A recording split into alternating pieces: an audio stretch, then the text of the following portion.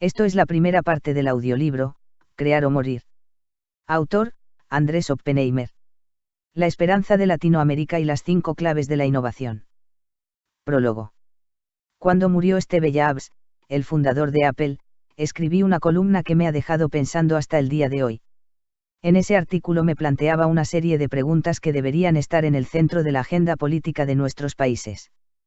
¿Por qué no surge un Steve Jobs en México, Argentina, Colombia, o cualquier otro país de América Latina, o en España, donde hay gente tanto o más talentosa que el fundador de Apple? ¿Qué es lo que hace que Jobs haya triunfado en Estados Unidos?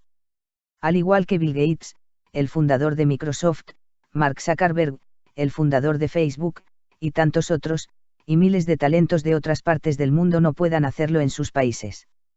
Se trata de una pregunta fundamental, que debería estar en el centro del análisis político de nuestros países, porque estamos viviendo en la economía global del conocimiento, en que las naciones que más crecen, y que más reducen la pobreza, son las que producen innovaciones tecnológicas. Hoy en día, la prosperidad de los países depende cada vez menos de sus recursos naturales y cada vez más de sus sistemas educativos, sus científicos y sus innovadores. Los países más exitosos no son los que tienen más petróleo, o más reservas de agua, o más cobre o soja, sino los que desarrollan las mejores mentes y exportan productos con mayor valor agregado. Un programa de computación exitoso, o un nuevo medicamento, o un diseño de ropa novedoso valen más que toneladas de materias primas. No es casualidad que al momento de escribir estas líneas, una empresa como Apple valga 20% más que todo el Producto Bruto de Argentina, y más del doble del Producto Bruto de Venezuela. Y no es casualidad que muchos de los países más ricos del mundo en ingreso per cápita sean naciones como Luxemburgo o Singapur, que no tienen recursos naturales. En el caso del segundo, como pude observar en un viaje reciente, se trata de una nación que tiene que importar hasta el agua, mientras que en países petroleros y ricos en recursos naturales como Venezuela o Nigeria prevalecen niveles de pobreza obscenos. La gran pregunta, entonces, es cómo hacer para que nuestros países puedan producir uno, o miles, de Steve Jobs. En mis libros anteriores, especialmente en Basta de Historias, señalé que la calidad de la educación es la clave de la economía del conocimiento. Y esa premisa sigue siendo cierta. Tal como me lo señaló el propio Gates en una entrevista, él jamás hubiera podido crear Microsoft y revolucionar el mundo con las computadoras si no hubiera tenido una excelente educación en la escuela secundaria, donde había una computadora de última generación que le despertó la curiosidad por el mundo de la informática.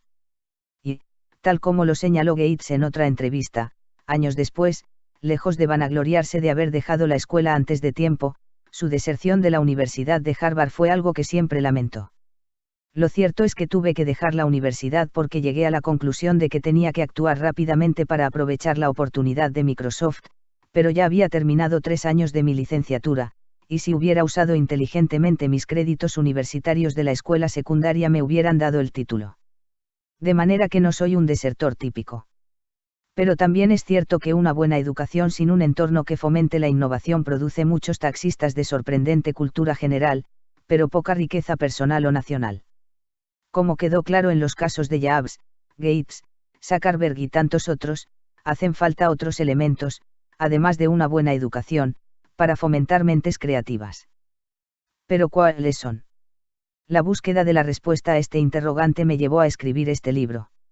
Antes de empezar mi investigación, me había encontrado con varias respuestas posibles. Una de ellas era que la excesiva interferencia del Estado ahoga la cultura creativa. Un mensaje de Twitter que recibí de un seguidor español horas después de que publiqué mi columna sobre Jobs, en octubre de 2011, lo explicaba así: en España, Jobs no hubiera podido hacer nada, porque es ilegal iniciar una empresa en el garaje de tu casa, y nadie te hubiera dado un centavo. La implicación del mensaje era que la primera gran traba de nuestros países a la innovación es una excesiva regulación estatal y la falta de capital de riesgo para financiar los proyectos de nuestros talentos. Hay algo de cierto en eso, pero es una explicación insuficiente. Es cierto que Jobs hubiera tenido que ser muy paciente, y afortunado, para iniciar su empresa informática en España o en la mayoría de los países latinoamericanos.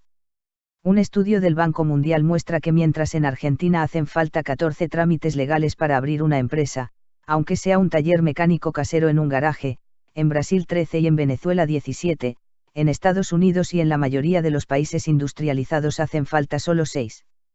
Sin embargo, el mismo estudio muestra que varios países, como México y Chile, han reducido considerablemente sus trabas burocráticas en los últimos años y en la actualidad exigen el mismo número de trámites que Estados Unidos para abrir una empresa. Si la burocracia estatal fuera la principal traba para la creatividad productiva, México y Chile ya deberían estar produciendo emprendedores globales de la talla de Jobs. Otra explicación, del otro extremo del espectro político, es que hace falta más intervención estatal. Según esta teoría, nuestros países no están produciendo más innovadores porque nuestros gobiernos no invierten más en parques científicos e industriales. En años recientes, muchos presidentes latinoamericanos han inaugurado con gran pompa parques científicos y tecnológicos, que, según aseguran, convertirán a sus naciones en grandes centros de investigación a nivel mundial.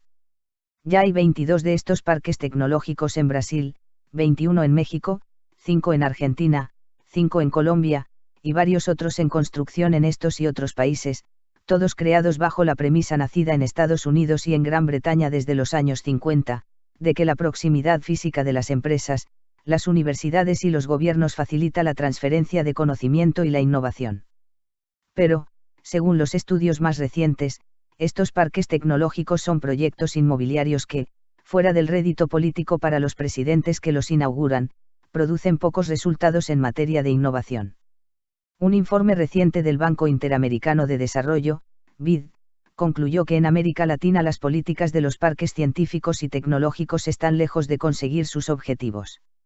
Finalmente, la otra explicación más difundida acerca de por qué no han surgido líderes mundiales de la innovación de la talla de Jobs en nuestros países es de tipo cultural.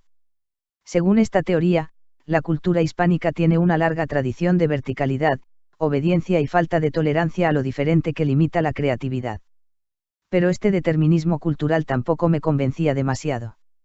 Si la verticalidad y la obediencia fuera el problema, Corea del Sur, un pequeño país asiático que produce 10 veces más patentes de nuevas invenciones que todos los países de Latinoamérica y el Caribe juntos, tendría que producir mucho menos innovación que cualquier país hispanoparlante. En mi columna del Miami Herald sobre Jobs, me incliné por otra teoría. El principal motivo por el que no ha surgido un Jobs en nuestros países es que tenemos una cultura social, y legal, que no tolera el fracaso. Los grandes creadores fracasan muchas veces antes de triunfar, escribí, y para eso hacen falta sociedades tolerantes con el fracaso. Jobs, que murió a los 56 años, cofundó Apple en el garaje de su casa a los 20 años de edad, pero fue despedido de la empresa 10 años después, cuando apenas tenía 30 años, luego de perder una lucha corporativa dentro de Apple. Su caída en desgracia salió en las portadas de los principales diarios de todo el mundo. En muchos de nuestros países la carrera de Jobs hubiera terminado ahí. La reacción de la comunidad empresarial hubiera sido, cayó en desgracia, ya pasó su cuarto de hora, está acabado o simplemente fue. Sin embargo, en Silicon Valley, tras su despido de Apple, Jobs inició un periodo que más tarde describió como el más creativo de su vida. Creó nuevas compañías y consiguió nuevos inversionistas para financiarlas. En la cultura de innovadores de Silicon Valley, donde el fracaso es una experiencia de trabajo que sufre la mayoría de los triunfadores, Jobs se levantó rápidamente. Hubiera ocurrido lo mismo en España o en Latinoamérica. Alguien que cayó en desgracia repetidamente en su carrera, como Jobs, podría haberse levantado y triunfado en nuestros países. Después de escribir ese artículo, viajé a Palo Alto, en Silicon Valley, California, y a varios países para entrevistar a algunas de las mentes más creativas del planeta, para ver qué distingue a las personas creativas y a las culturas innovadoras. En otras palabras, cómo convertirnos en más creativos a nivel personal y nacional, y cómo convertir nuestras ideas en proyectos económicamente rentables, que nos ayuden a vivir mejor. En mis viajes y entrevistas encontré algunas respuestas sorprendentemente auspiciosas. Lejos de estar condenados al atraso podemos usar nuestro talento, y lo tenemos, como veremos más adelante, para impulsar y dar cauce a nuestra creatividad. La innovación se está democratizando, y cada vez está más cerca de nuestro alcance. En las páginas que siguen intentaré compartir con ustedes lo que aprendí de mis reportajes sobre algunos de los innovadores más destacados del mundo. 1. El mundo que se viene. Estamos entrando en un periodo de transformación radical. Palo Alto, California. El primer lugar que visité cuando empecé a escribir este libro fue Silicon Valley. California, el indiscutido centro de la innovación a nivel mundial y la sede de Google, Apple, Facebook, eBay, Intel y miles de otras compañías de alta tecnología. Quería averiguar cuál era el secreto del éxito de Silicon Valley y qué pueden hacer otros países para emularlo. Tenía 1000 preguntas en la cabeza. ¿A qué se debe la impresionante concentración de empresas innovadoras globales en esa área del norte de California, en los alrededores de San Francisco? ¿Es que el gobierno de Estados Unidos ha designado esa área como polo de desarrollo tecnológico y proporciona a las empresas de tecnología enormes facilidades para que se establezcan allí? ¿Es que el estado de California les da exenciones fiscales? ¿O las compañías tecnológicas llegan a Silicon Valley atraídas por los contratos de la industria de defensa, o por la cercanía de la Universidad de Stanford, una de las mejores del mundo en investigación tecnológica y científica? Mi primera escala después de rentar un auto en el aeropuerto de San Francisco fue Singularity University, uno de los principales centros de estudios sobre la innovación tecnológica. Tenía una cita allí con Vivek Bhadva, vicepresidente de Innovación e Investigación de la universidad, profesor de las universidades de Duke y Emory, y un gurú de la innovación que escribe regularmente en The Wall Street Journal y en The Washington Post. Bhadva me había sugerido que fuera esa semana para presenciar un seminario al que acudirían empresarios de todo el mundo para escuchar varias conferencias sobre las últimas novedades en materia de robótica, nanotecnología, exploración espacial, cibermedicina y otras disciplinas del futuro. Pero mi mayor interés era entrevistarlo a él. Bhadva había estudiado el tema de la innovación como pocos y tenía una visión global que lo distinguía de muchos otros expertos estadounidenses. Cuando llegué a Singularity University, tras manejar unos 45 minutos hacia el sur de San Francisco, lo primero que me llamó la atención fue lo poco impresionante que era su sede. Lejos de encontrarme con una torre de cristal, o con un edificio ultramoderno, la universidad, que no es una universidad típica, porque no da títulos de licenciatura o maestría sino cursos a empresarios y a emprendedores calificados, era un viejo edificio que alguna vez había sido una barraca militar. Estaba en el parque de investigación Ames de la NASA que fue construido en la década de los 40 y había pasado a la NASA en 1958, pero que ahora era rentado a empresas tecnológicas de todo tipo. Casi todos sus edificios eran barracas militares de 2 pisos, pintados del mismo color. Y Singularity University era apenas una barraca más, con un cartelito en el césped que la identificaba como tal. Bhadva me recibió con la mayor cordialidad y me condujo a una salita de conferencias para poder hablar tranquilos. Era un hombre de mediana edad, que vestía una camisa blanca abierta al cuello, sin corbata, como casi todos los que lo rodeaban. Según me contó, nació en India y fue criado en Malasia, Australia y varios otros países donde su padre, un diplomático de carrera, había estado destinado. A los 23 años de edad, cuando su padre fue trasladado a las Naciones Unidas, Bhadva se mudó a Nueva York, donde hizo una maestría en Administración de Empresas en la Universidad de Nueva York. Tras su graduación, empezó a trabajar como programador de computación y a juntarse con otros colegas para iniciar varias empresas, una de las cuales al cabo de unos años fue vendida en $118 millones. Algunas décadas después, tras sufrir un infarto que lo llevó a buscar una vida más tranquila, Bhadva se dedicó de lleno a la enseñanza y a la investigación relacionada con la innovación. El secreto es la gente. Cuando le pregunté cuál es el secreto de Silicon Valley, me dio una respuesta de 3 palabras que resultó muy diferente a la que me esperaba. Es la gente, respondió. El secreto de Silicon Valley no tiene nada que ver con el gobierno, ni con los incentivos económicos, ni con los parques tecnológicos, ni con los parques científicos, ni con nada de eso, que es una perdedera de dinero que no sirve para nada. El secreto es el tipo de gente que se concentra aquí. Lo miré con cierta incredulidad, sin entender muy bien qué quería decir. ¿Cuál es la diferencia entre la gente de Silicon Valley y la de otras partes de Estados Unidos?, le pregunté. Bhadva respondió que en Silicon Valley ocurre una peculiar aglomeración de mentes creativas de todo el mundo, que llegan atraídas por el ambiente de aceptación a la diversidad étnica, cultural y hasta sexual. Nada menos que 53% de los residentes de Silicon Valley son extranjeros y muchos de ellos son jóvenes ingenieros y científicos chinos, indios, mexicanos y de todas partes del mundo, que encuentran allí un ambiente propicio para desarrollar sus ideas, explicó Bhadva. La mentalidad de California, la apertura mental y el culto a lo diferente tienen mucho que ver con el éxito de Silicon Valley, señaló. Y la presencia de la Universidad de Stanford, y su excelencia en investigación y desarrollo, sin duda contribuyó a que tantas empresas tecnológicas vengan aquí. Pero el factor número uno es la gente, insistió Badba. Lo puedes ver por ti mismo, vete a caminar por Castro Street, la calle principal de Mountain View, y vas a ver con tus propios ojos lo que te estoy diciendo. Los cafés están llenos de jóvenes con sus laptops, metidos de lleno en sus proyectos de startups, consultándose de mesa en mesa sobre cómo solucionar problemas de software aunque no se conozcan entre sí. Todos estos jóvenes quieren ser el próximo Mark Zuckerberg, me dijo. Terminada la entrevista, fuimos a Mountain View, la pequeña ciudad a 5 minutos en auto de Singularity University, para ver con nuestros propios ojos lo que Badba estaba diciendo. En Castro Street, la calle principal, había restaurantes chinos, indios, vietnamitas y mexicanos, junto con clínicas de acupuntura, mercados de comida macrobiótica y una cantidad inusual de librerías. Era un fenómeno interesante, en momentos en que las principales cadenas de librerías en Estados Unidos estaban cerrando, víctimas de la crisis de las editoriales y de la aparición de los e-books, en Silicon Valley, la cuna de Internet, proliferaban las tiendas de libros de papel. En una sola cuadra de Castro Street vi 3 grandes tiendas de libros, Book Buyers, East and West, y Books Inc., repletas de gente. A pocos metros, en el Café Olympus, casi todas las mesas estaban ocupadas por jóvenes de pelo largo, o colas de caballo, o rapados.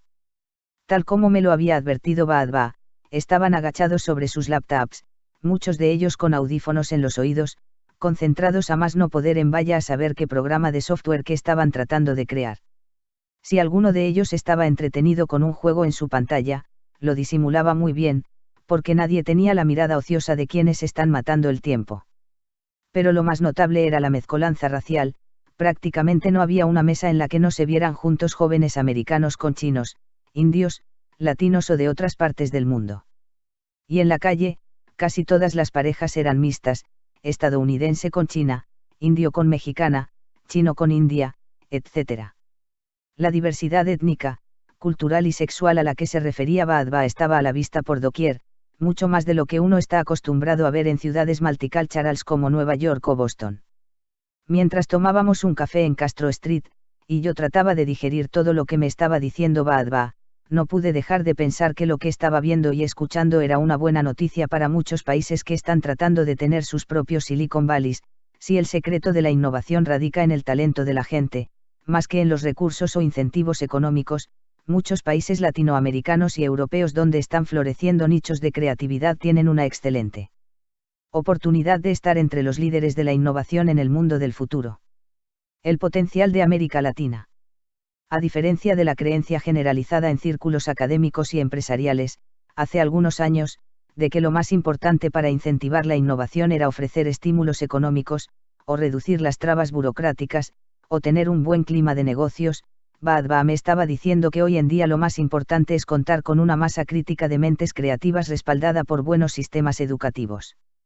Y, según me aseguraba, había visto un potencial enorme de talento creativo en Ciudad de México, Sao Paulo, Buenos Aires, Bogotá, Santiago de Chile y varias ciudades latinoamericanas, donde existen enclaves de artistas, inventores y emprendedores, lo que antes se llamaban barrios bohemios, que quizás sin saberlo tienen mucho en común con la mentalidad de California. Pero pueden surgir empresas tecnológicas en países con legislaciones que hacen difícil cualquier emprendimiento. No hay duda de que un mal clima de negocios, burocracias infernales y la corrupción son grandes trabas.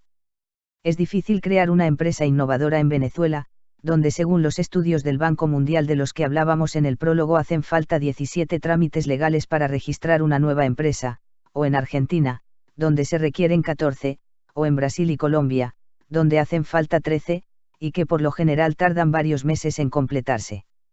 Y es difícil crear una empresa de alto riesgo comercial, como son casi todas las de alta tecnología, en naciones con leyes que no toleran el fracaso y condenan a los empresarios que deben cerrar o reestructurar alguna de sus empresas a muchos años de ostracismo y de ruina económica, como señalan esos mismos estudios del Banco Mundial. Sin embargo, la experiencia de Silicon Valley y las más recientes investigaciones de los estudiosos de la innovación muestran que las concentraciones de mentes creativas son de lejos el principal motor de la creatividad colectiva, y un factor aún más importante que el entorno económico. Los innovadores quieren vivir en lugares vibrantes. Uno de los primeros en llamar la atención sobre este fenómeno fue el economista Richard Florida, de la Universidad de Toronto, quien comenzó a cambiar radicalmente las teorías de la innovación de la década pasada, según las cuales la condición principal para la innovación era tener un clima de negocios favorable. En su libro El ascenso de la clase creativa, Florida esgrimió la teoría de que en el futuro las empresas no atraerán a las mentes creativas, sino al revés. Las concentraciones de mentes creativas atraerán a las empresas. Tal como me lo explicó el propio Florida en varias entrevistas, esta es una buena noticia para América Latina. La región tiene a su favor varias ciudades con un dinamismo muy particular, que actúan como un imán para mentes creativas y pueden convertirse en importantes centros de innovación. ¿Qué es lo que genera la creatividad? Más que nada, es la presencia de otra gente creativa, dice Florida. La idea de que la creatividad es algo relacionado con grandes genios individuales es un gran mito. La realidad es que la creatividad es un proceso social. Nuestros más grandes avances vienen de la gente de la que aprendemos, de la gente con la que competimos, y de la gente con la que colaboramos. Y las ciudades son verdaderas fuentes de creatividad. Siempre fue así. La Atenas de los clásicos, la Florencia del Renacimiento, la Viena y el París de finales del siglo XIX, la Nueva York después de la Segunda Guerra Mundial, todas ellas experimentaron un increíble florecimiento de la genialidad en varios terrenos, en buena medida por su condición de ciudades. Gracias a la diversidad de su población, sus nutridas redes sociales, sus espacios públicos donde la gente podía reunirse espontáneamente e intercambiar ideas, pudieron generar nuevas ideas. Y con sus infraestructuras financieras, organizativas y comerciales, pudieron convertir esas ideas en realidad. Florida llegó a estas conclusiones cuando se encontraba viviendo en Boston como profesor visitante de Harvard en 1994. Estando allí, un día leyó un titular en el diario The Boston Globe que le intrigó como pocas otras cosas. La noticia decía que la empresa de Internet Lycos había decidido mudarse de Pittsburgh a Boston. Florida, que hasta entonces había vivido en Pittsburgh como profesor de economía de la Universidad Carnegie Mellon, se quedó estupefacto. Lycos era el orgullo de la Universidad Carnegie Mellon. La empresa fue creada por profesores de Carnegie Mellon, se nutría de los graduados de Carnegie Mellon y recibió todo tipo de incentivos económicos de la ciudad de Pittsburgh. ¿Por qué motivo había decidido Lycos mudarse a Boston, una ciudad con un ambiente económico mucho más adverso, que no ofrecía incentivos fiscales, donde los impuestos y la mano de obra eran mucho más altos? La noticia me hizo dar cuenta de que todo lo que yo creía saber sobre la innovación estaba mal, y me hizo cambiar radicalmente mi forma de pensar, recuerda Florida. El profesor se puso a investigar el tema. De regreso a Pittsburgh para dar una temporada de clases allí, le preguntó a sus alumnos de la maestría en economía: ¿cuántos de ustedes piensan quedarse en Pittsburgh una vez que se gradúen? No hubo un solo estudiante que levantara la mano, recuerda Florida. Y cuando les pregunté a dónde pensaban mudarse, las respuestas fueron todas iguales: quiero vivir en algún lugar que tenga energía, o quiero vivir en un lugar vibrante, o quiero vivir en una ciudad que tenga onda. Y me dije a mí mismo, wow, acá hay algo que tengo que investigar. El profesor comenzó a estudiar el movimiento de las empresas de punta y descubrió que el caso de Lycos no era una excepción. Las empresas estaban migrando hacia lugares con mentes creativas. Lycos se había mudado a Boston por un solo motivo: para tener acceso a una fuente permanente de gente innovadora, no solo para el lado tecnológico de la empresa, sino para sus operaciones de marketing, desarrollo de negocios y todo tipo de funciones. Y esa gente estaba en Boston, afirma Florida. ¿Y dónde se congrega la gente creativa?, se preguntó Florida acto seguido. La respuesta que encontró es que no siempre las mentes innovadoras se congregan alrededor de las mejores universidades ni de las grandes empresas. Tras estudiar el caso de Silicon Valley, concluyó que los innovadores tienden a juntarse en lugares que les permiten trabajar fuera de las reglas de las corporaciones tradicionales, fuera de la burocracia, allí donde pueden controlar los medios de producción y donde les ofrecen capital de riesgo que sea capital, y no deuda. Y, según me comentó en una entrevista, en los años siguientes encontró varios lugares muy prometedores en Latinoamérica. En Argentina, Brasil o México. Puede haber un Silicon Valley. Florida me dijo que es mucho más optimista que muchos de sus colegas sobre la posibilidad de que florezca la innovación en Latinoamérica. Aunque las universidades de Buenos Aires, Ciudad de México o Sao Paulo no figuran entre las mejores del mundo, ni sus países tienen el mejor ambiente para hacer negocios, tienen ciudades vibrantes llenas de gente creativa.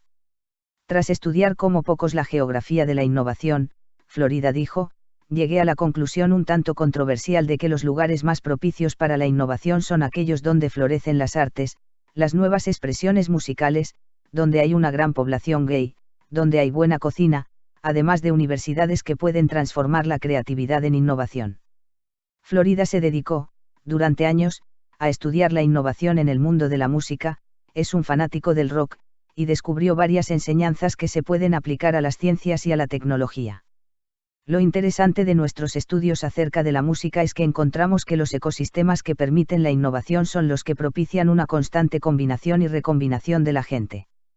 Las bandas de rock se juntan, se separan y se recombinan constantemente. Jack White, el músico creador de White Stripes, lo dijo mejor que nadie cuando definió el éxito como el resultado de un proceso constante de combinación y recombinación. Tú fracasas, y buscas una nueva combinación. El éxito es la habilidad de encontrar un nuevo miembro de tu equipo que te ayude a llegar a donde quieres, dijo Florida. La conclusión final de sus estudios es que los lugares donde florece la innovación por lo general glorifican el talento, más que el dinero. Y esa es una buena noticia para Latinoamérica, porque es una característica de muchas de sus ciudades, agregó Florida. Steve Jobs era reverenciado en Silicon Valley no porque fuera rico sino porque era bueno en lo que hacía, señaló Florida. Eso suele ser una característica de los lugares que generan innovación. En Nueva York, por ejemplo, no vas a encontrar innovación en el distrito bancario de Wall Street, sino en el vecindario de los artistas de Chelsea. Lo mismo ocurre en casi todos los centros de innovación. En Latinoamérica, en especial en Brasil, México y Argentina, veo un ecosistema muy creativo, especialmente en la música y en las artes, y veo también esa característica de reverenciar a los talentosos, más que a los ricos, señaló. El mundo del futuro. Si varios países latinoamericanos ya tienen grandes reservas de mentes creativas, que son la condición esencial para las sociedades innovadoras, su gran desafío será mejorar la calidad y la inserción en el mundo de sus sistemas educativos, y crear sistemas legales mucho más tolerantes con el fracaso empresarial. El riesgo de no hacer nada será enorme y condenará a la región al atraso permanente, porque en los próximos años se producirá una extraordinaria aceleración de los avances científicos y tecnológicos que separarán aún más a los países de avanzada de los periféricos. Según coincide la mayoría de los científicos, en la próxima década veremos inventos tecnológicos más revolucionarios que todos los que ha producido la humanidad desde la invención de la rueda alrededor del año 3500 AC. El motivo es que la ciencia y la tecnología están creciendo de forma exponencial, cada vez más rápido. Hoy en día, un indígena en el sur de México o en el altiplano de Bolivia con iPhone tiene acceso a más conocimiento del que tenía el presidente de Estados Unidos, o la NASA, hace 2 décadas. Y eso es solo un anticipo de lo que se viene. Según la así llamada Ley de Moore, basada en un artículo de Gordon Moore, el cofundador de Intel, en 1965, la capacidad de las computadoras se duplica aproximadamente cada 2 años. Y lo mismo ocurre con casi todas las tecnologías actuales. Miles de empresas de Silicon Valley, muchas de ellas lideradas por emprendedores veinteañeros, como Gates, Jobs y Zuckerberg en su momento, están lanzando al mercado innovaciones asombrosas, que cambiarán nuestras vidas tanto o más que la llegada de Internet hace algunas décadas. Durante mi visita a Singularity University y a varias empresas de Silicon Valley tuve la oportunidad de ver algunas de las principales innovaciones que se vienen en los próximos años, y me quedé más boquiabierto de lo que esperaba. Me mostraron, entre otras cosas, impresoras 3D que permitirán la manufactura casera e individualizada de casi cualquier objeto y que amenazarán con aniquilar la producción industrial en todo el mundo, robots como los que hasta ahora solo veíamos en las películas de ciencia ficción, que se convertirán en nuestros asistentes, guardaespaldas, compañeros o servidores sexuales, automóviles sin conductor que reemplazarán paulatinamente a los actuales y permitirán que podamos trabajar, leer o dormir. Mientras el automóvil nos lleva a nuestro destino, así como anteojos computadoras, como el Google Glass, que nos permitirán mirar un jardín, por ejemplo, y ver en el cristal de nuestras gafas el nombre de cada planta, o mirar nuestro plato de comida y ver cuántas calorías tiene cada alimento, o entrar a una fiesta y ver el nombre de cada persona a la que saludamos. Todos estos inventos ya existen y algunos de ellos se vienen desarrollando desde hace varios años.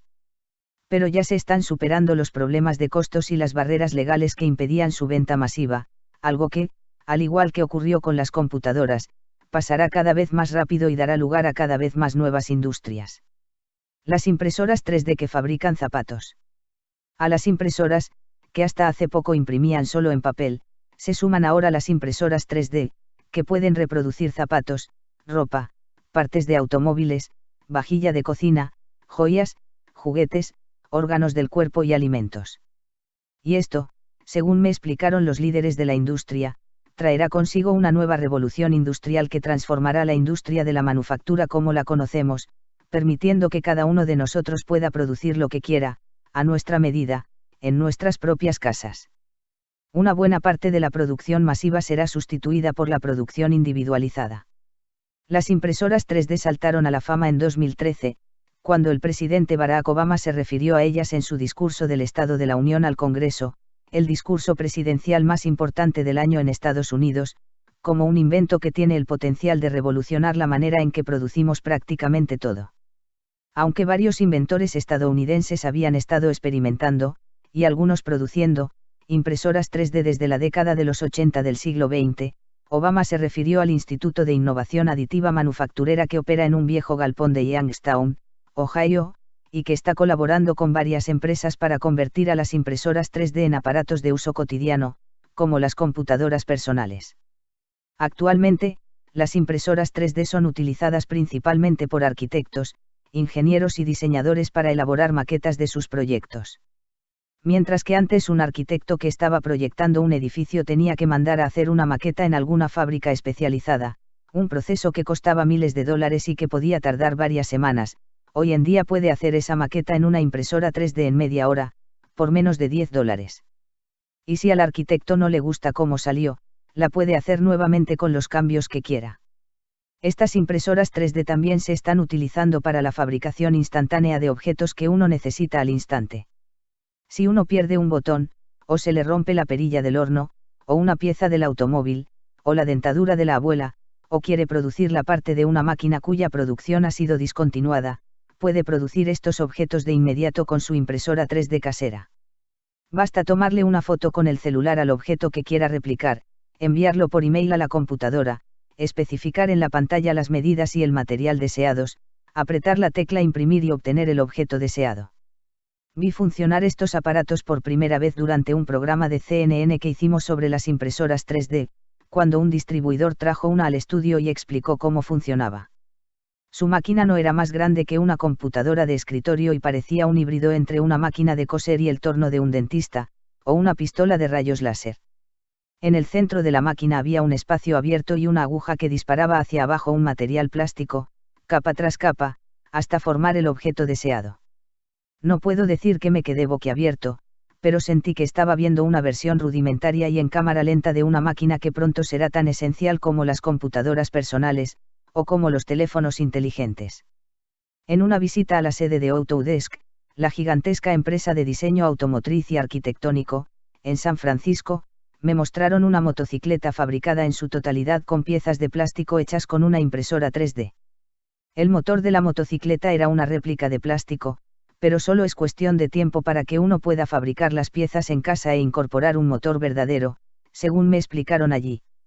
Gonzalo Martínez, director de investigaciones de Autodesk, afirma que ya existen 75 materiales que pueden ser utilizados por las impresoras 3D y que varias empresas están trabajando en nuevos multimateriales, combinaciones de plásticos con otros materiales, que cambiarán por completo la ingeniería.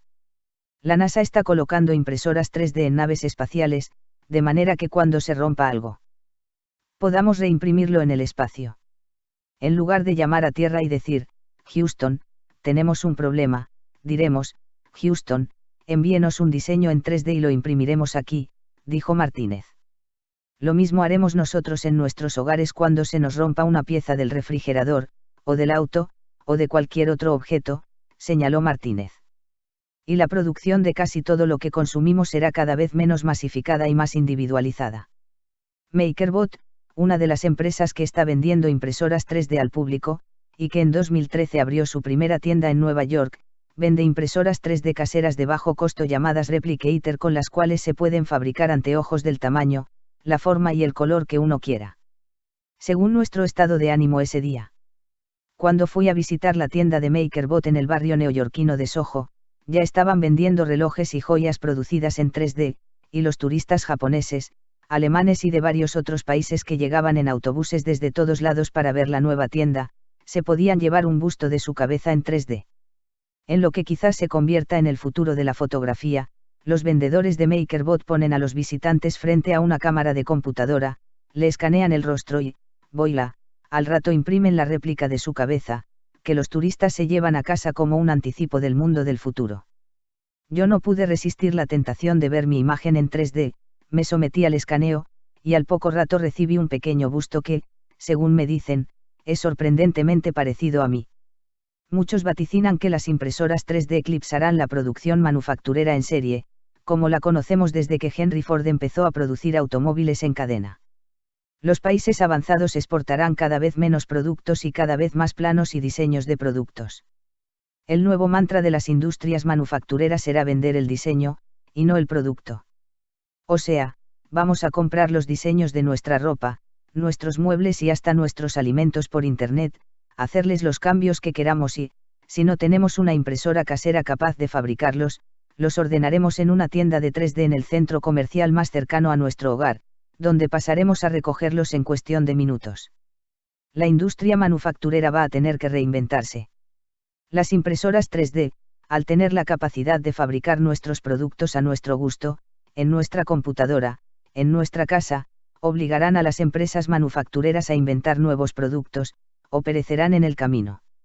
La consigna de las empresas, y de los países, será, crear o morir. Los drones que reparten pizza.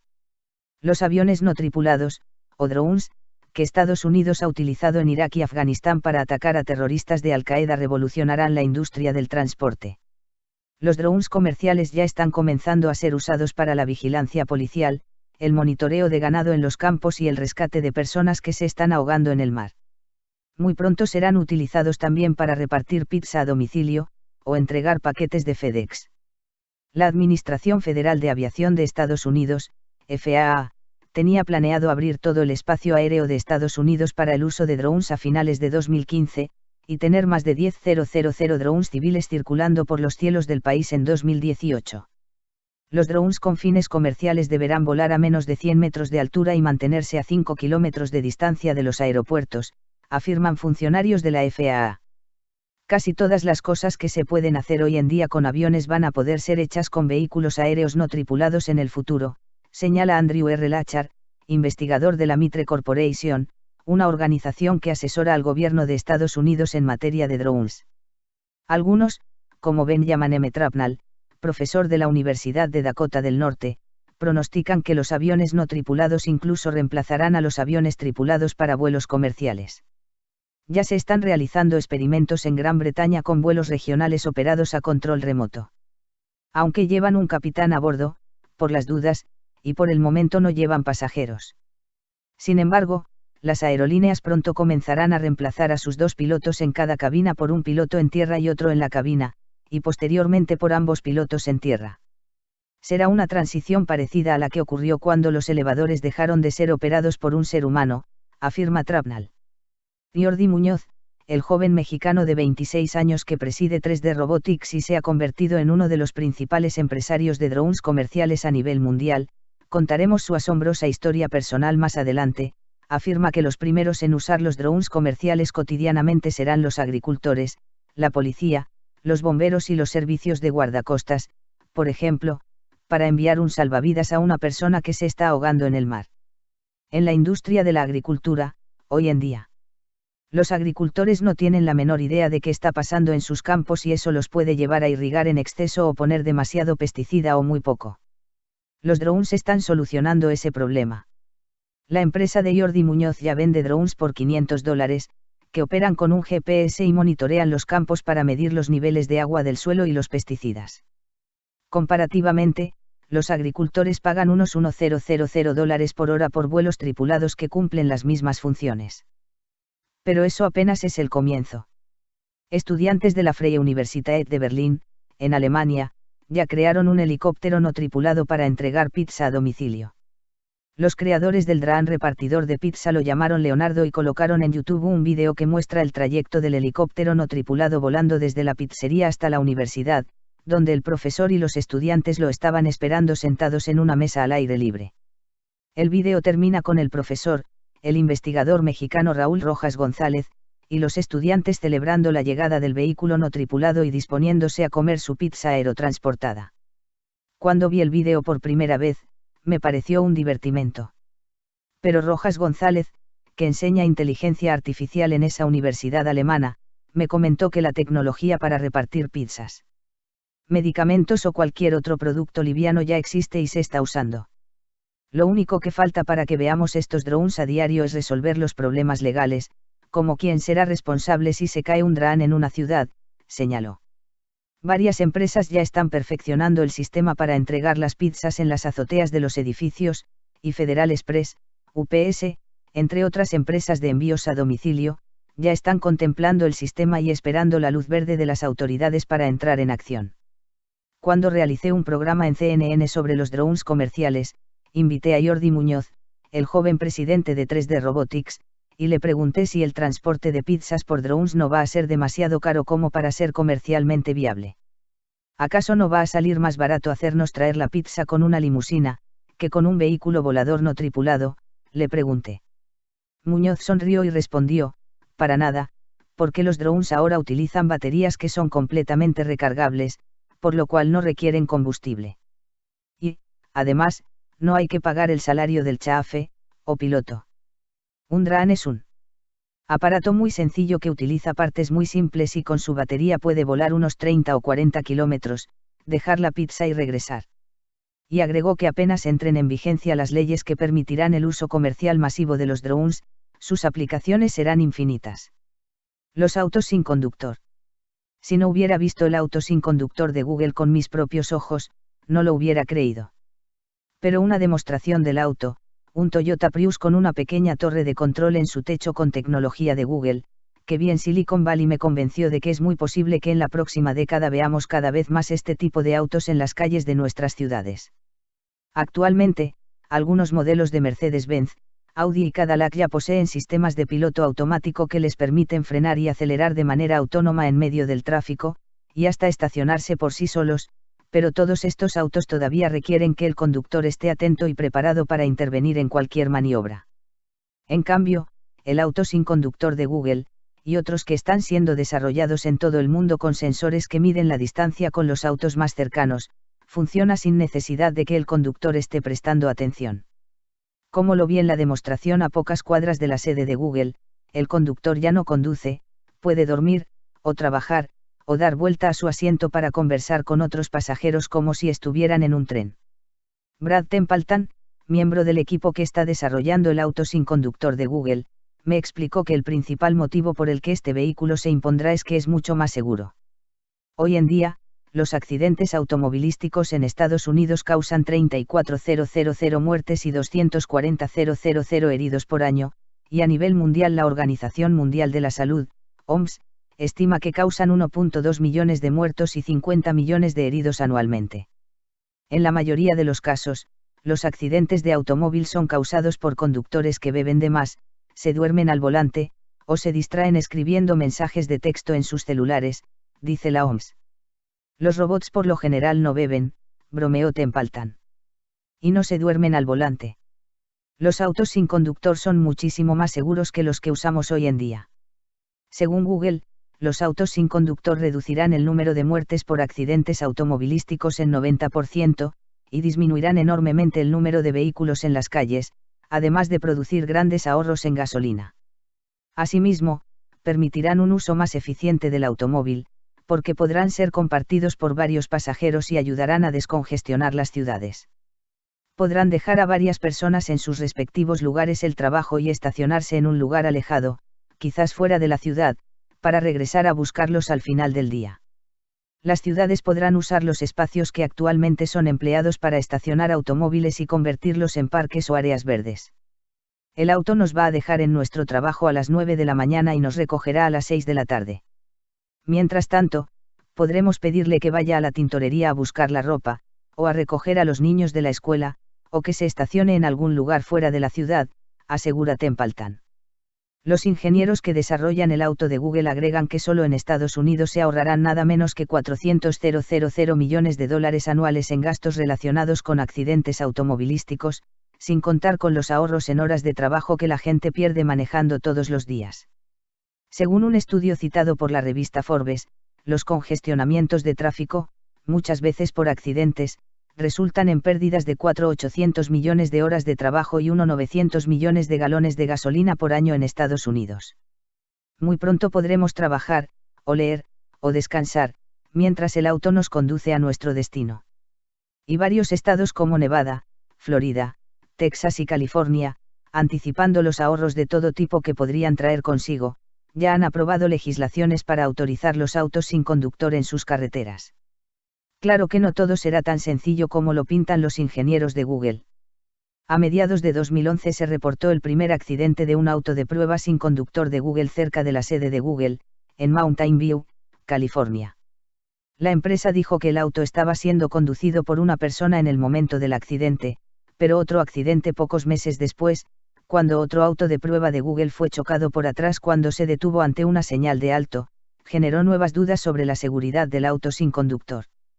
Sin embargo, en marzo de 2012 Google colocó un vídeo en YouTube en el que mostró a un hombre ciego llegando con su bastón a su auto de Google, sentándose en el asiento del conductor, y paseándose alegremente por la ciudad, parando en un restaurante de comida rápida y en una lavandería, mientras el auto se conducía solo. Poco después, Google anunció que sus autos sin conductor experimentales, alrededor de una docena, ya habían recorrido unos 500,000 kilómetros sin sufrir accidente alguno. Y la demostración que vi en Palo Alto parecía garantizar que el auto funciona. Los escépticos argumentan que hay otros factores que podrían retrasar la proliferación de estos autos sin conductor, como su alto costo y los problemas legales que se presentarán cuando haya un accidente y, al no haber conductor, las víctimas entablen juicios contra las empresas automotrices.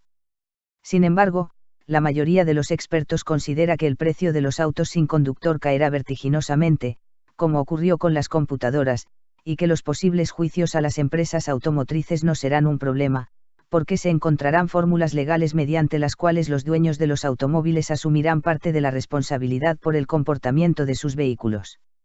Muy pronto, quizás en los próximos 10 años, el auto sin conductor cambiará la fisionomía de las grandes ciudades, permitiendo darle otros usos a los actuales parques de estacionamiento, y quizás ayuden a resolver en gran medida el problema del tráfico.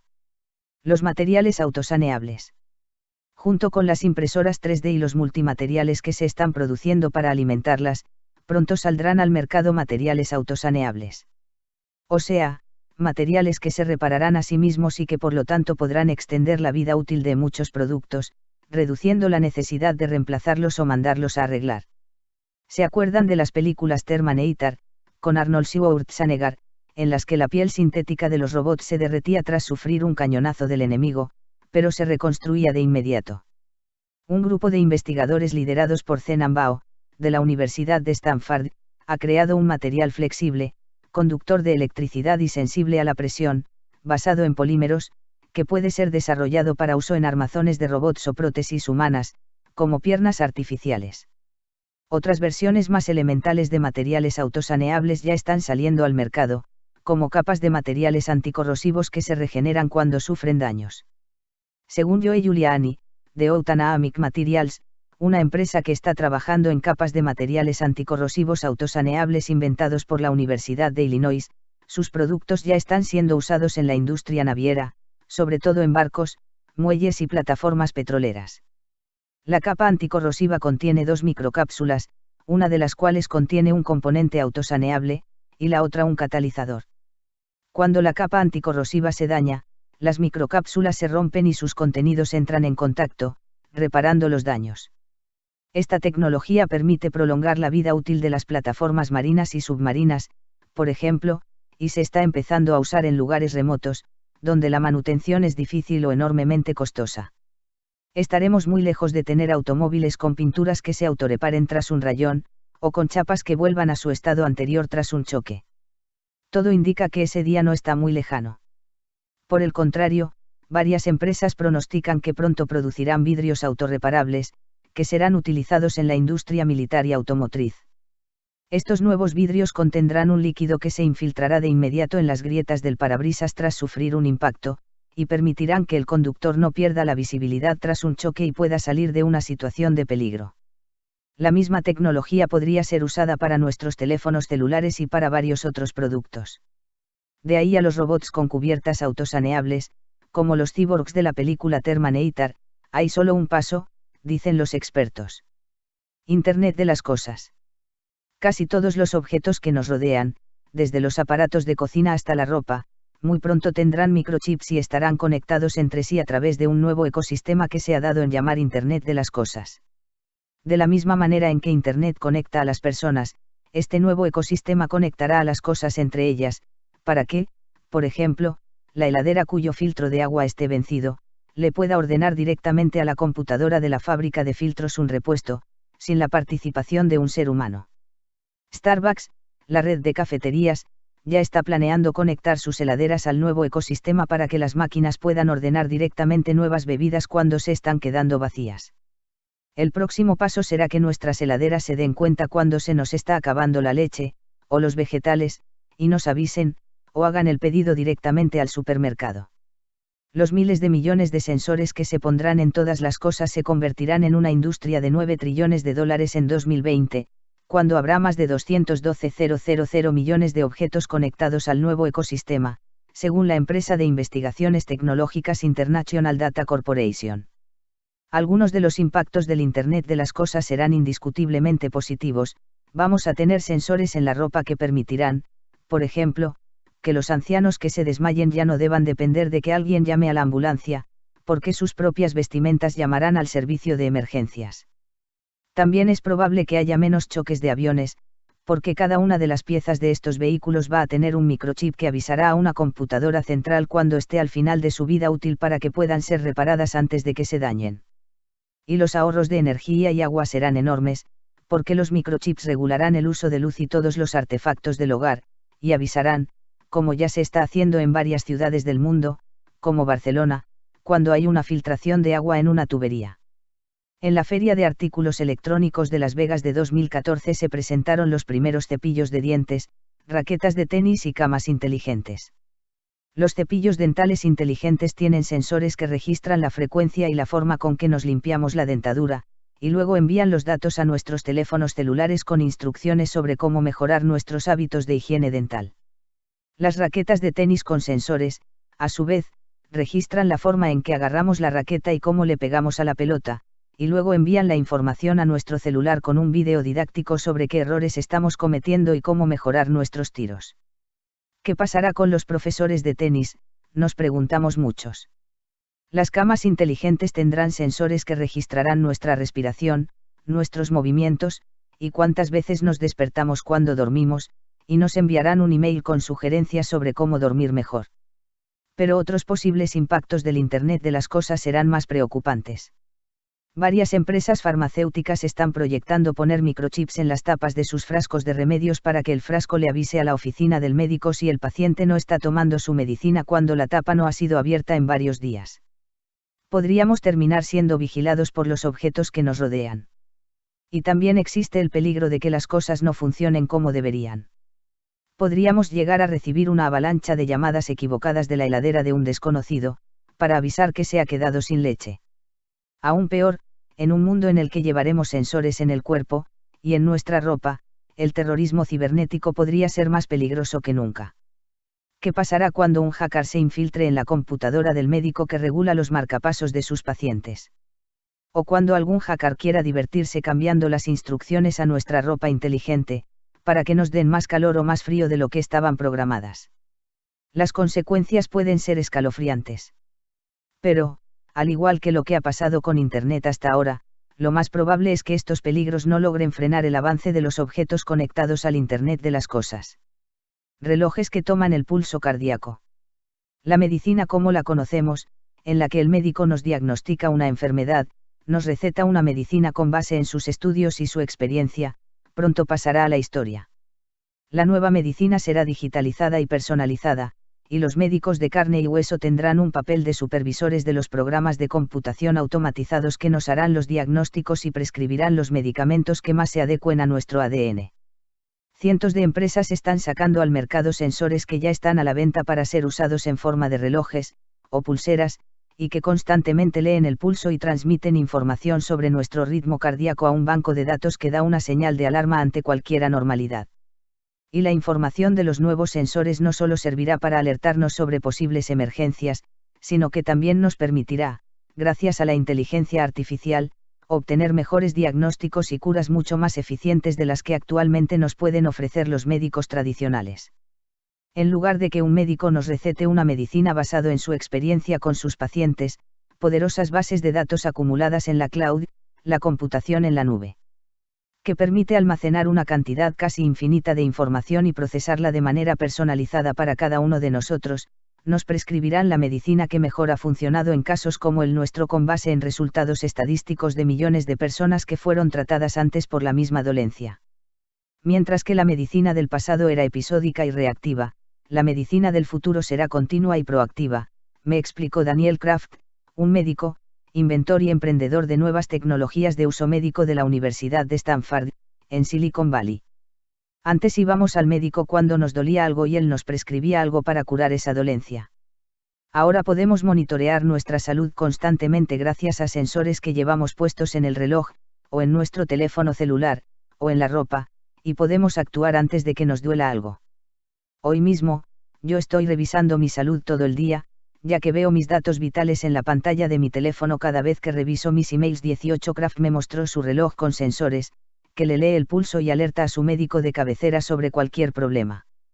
Ya hay docenas de compañías que venden estos relojes por menos de $45 en Internet, señaló. Acto seguido, sacó del bolsillo su iPhone y me pidió que pusiera mis dedos durante unos segundos sobre una delgada franja de metal en la parte de atrás de la cubierta del teléfono, que había comprado en Internet a una empresa llamada Lifecore.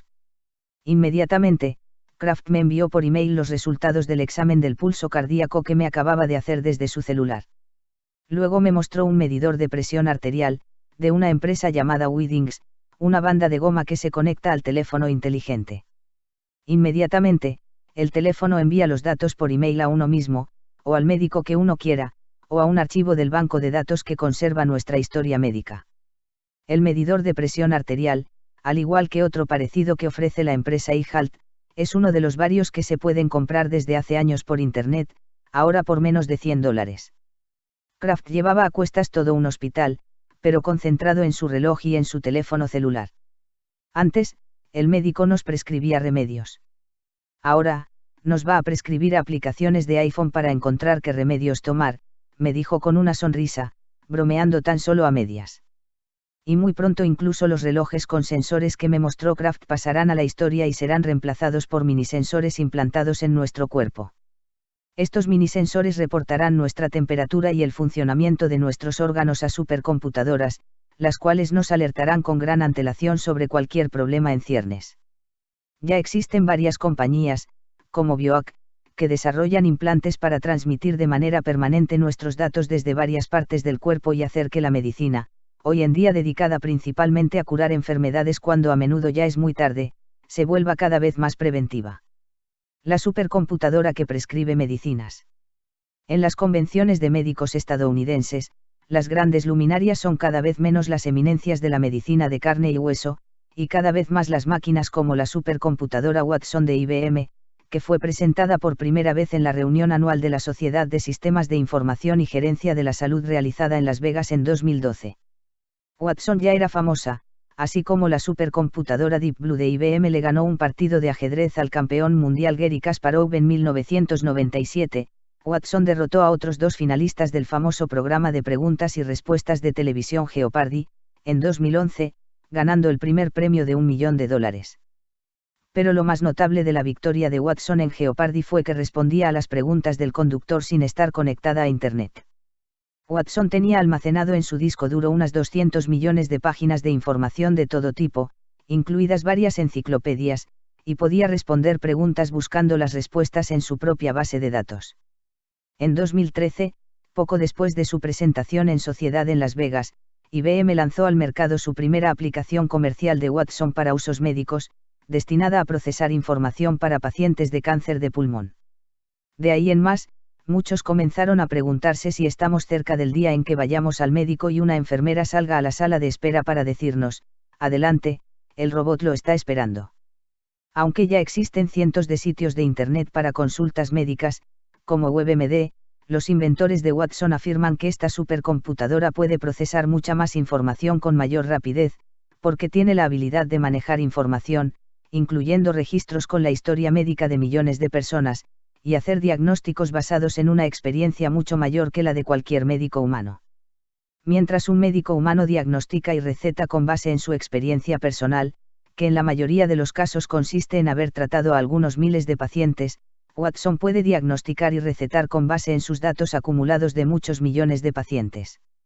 Según Marty Cohn, uno de los médicos que entrenan a Watson para servicios de salud, gran parte de los errores que cometen los médicos en sus diagnósticos se debe a la tendencia humana a fiarse demasiado de una pequeña parte de los datos que están a su disposición. Según explicó Cohn a la revista The Atlantic sobre los usos médicos de Watson, todos los días en los hospitales los doctores realizan sus diagnósticos con base en 2 o 3 síntomas e inconscientemente descartan otros que podrían llevar a un diagnóstico diferente. Watson, en cambio, puede ofrecer al médico un menú más variado de posibles diagnósticos, permitiéndole ver posibilidades que quizás no tomó en cuenta. Muy pronto, los médicos llevarán consigo a Watson, ya sea en la forma de una laptop, una tableta o un robot, como ahora llevan sus estetoscopios, señaló Cohn. Esto significa que Watson reemplazará a los médicos de carne y hueso. Probablemente no. Pero esta supercomputadora y sus competidores serán herramientas extraordinarias que ayudarán a los médicos a tomar decisiones más informadas. El propio Cohn describe a Watson como un soporte técnico que con toda seguridad, muy pronto, será indispensable para cualquier médico. Y con la información que reciban de los sensores que todos llevaremos, en nuestros relojes, en nuestras pulseras o implantados en nuestro cuerpo, estas supercomputadoras podrán alertarnos si estamos desarrollando una enfermedad y aconsejarnos qué hacer al respecto mucho antes de que caigamos enfermos.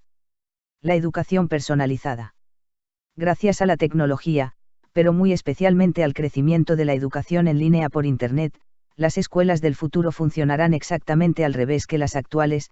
En lugar de que los niños vayan a la escuela a estudiar y hagan sus tareas en casa, estudiarán en casa, con vídeos y programas interactivos de computación, y luego harán sus tareas en la escuela, trabajando en equipo con sus compañeros y con el asesoramiento de sus maestros. O sea, los jóvenes harán en su casa lo que ahora hacen en la escuela, y en la escuela lo que ahora hacen en su casa. Las así llamadas flipped schools, o escuelas al revés, ya están proliferando en Estados Unidos, tras el descubrimiento de que los niños aprenden mucho más si pueden estudiar solos mirando vídeos, que pueden detener y rebobinar cuando se topan con algo que no entienden, y realizando ejercicios prácticos en sus computadoras, y luego resolver en la escuela los problemas que quedaron pendientes, con la ayuda de sus profesores. Las escuelas que funcionan al revés comenzaron a propagarse tras el boom de las clases gratuitas en línea de Salman Khan, un joven banquero que comenzó a colocar vídeos gratuitos con clases cortas de matemáticas y álgebra en YouTube para ayudar a su prima que tenía problemas en la escuela. Al poco tiempo se encontró con que millones de jóvenes en todo el mundo estaban mirando sus clases. Como me lo contó Khan, y como veremos más en detalle en el capítulo 8, se vio inundado de emails de jóvenes que le agradecían el haberlos ayudado a entender los problemas de matemáticas y álgebra que no lograban descifrar, y que decían que estaban aprendiendo mucho más con sus vídeos que en clase. En 2008 Khan fundó su Khan Academy de vídeos gratuitos en línea, y en 2014 ya estaba ofreciendo vídeos gratuitos en 28 idiomas a unos 10 millones de estudiantes cada mes. Poco después aparecieron sitios parecidos con clases gratuitas en línea para estudiantes universitarios, como Coursera y Udacity, que al igual que el Khan Academy están revolucionando el sistema educativo mundial. Casi todos, los expertos, están de acuerdo con la premisa de que la estrategia de invertir las clases funciona, señalaba The New York Times en un artículo de primera plana sobre las flipped schools.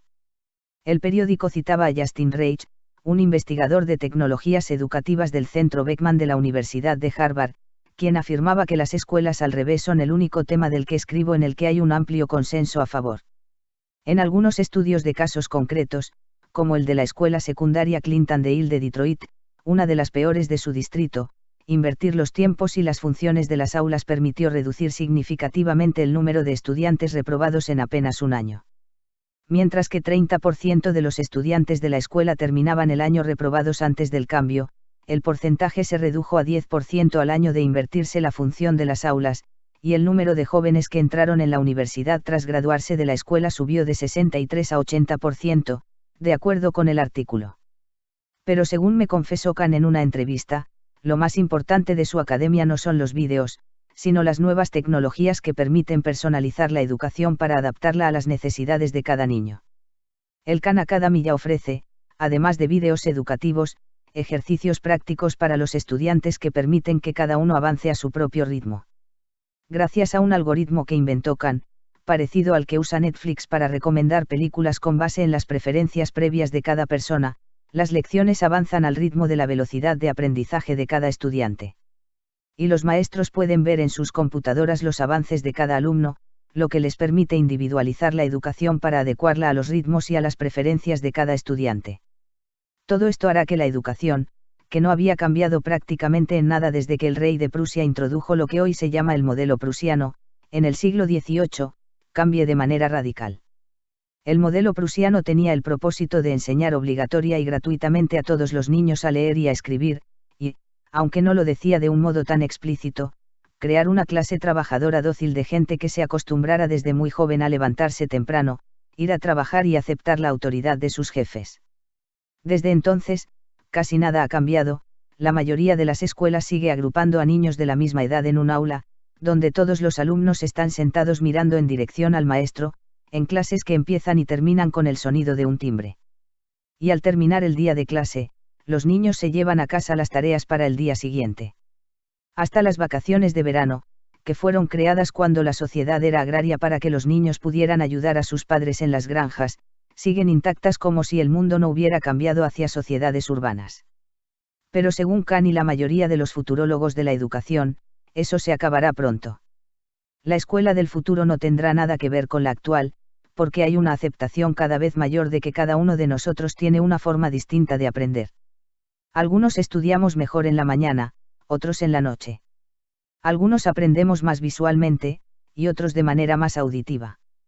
Algunos preferimos estudiar en tramos de 1 hora seguida, y otros aprendemos más si podemos estudiar en tramos de 20 minutos. Las nuevas tecnologías educativas permitirán que cada uno de nosotros estudie a su propio ritmo, de la manera en que más nos guste.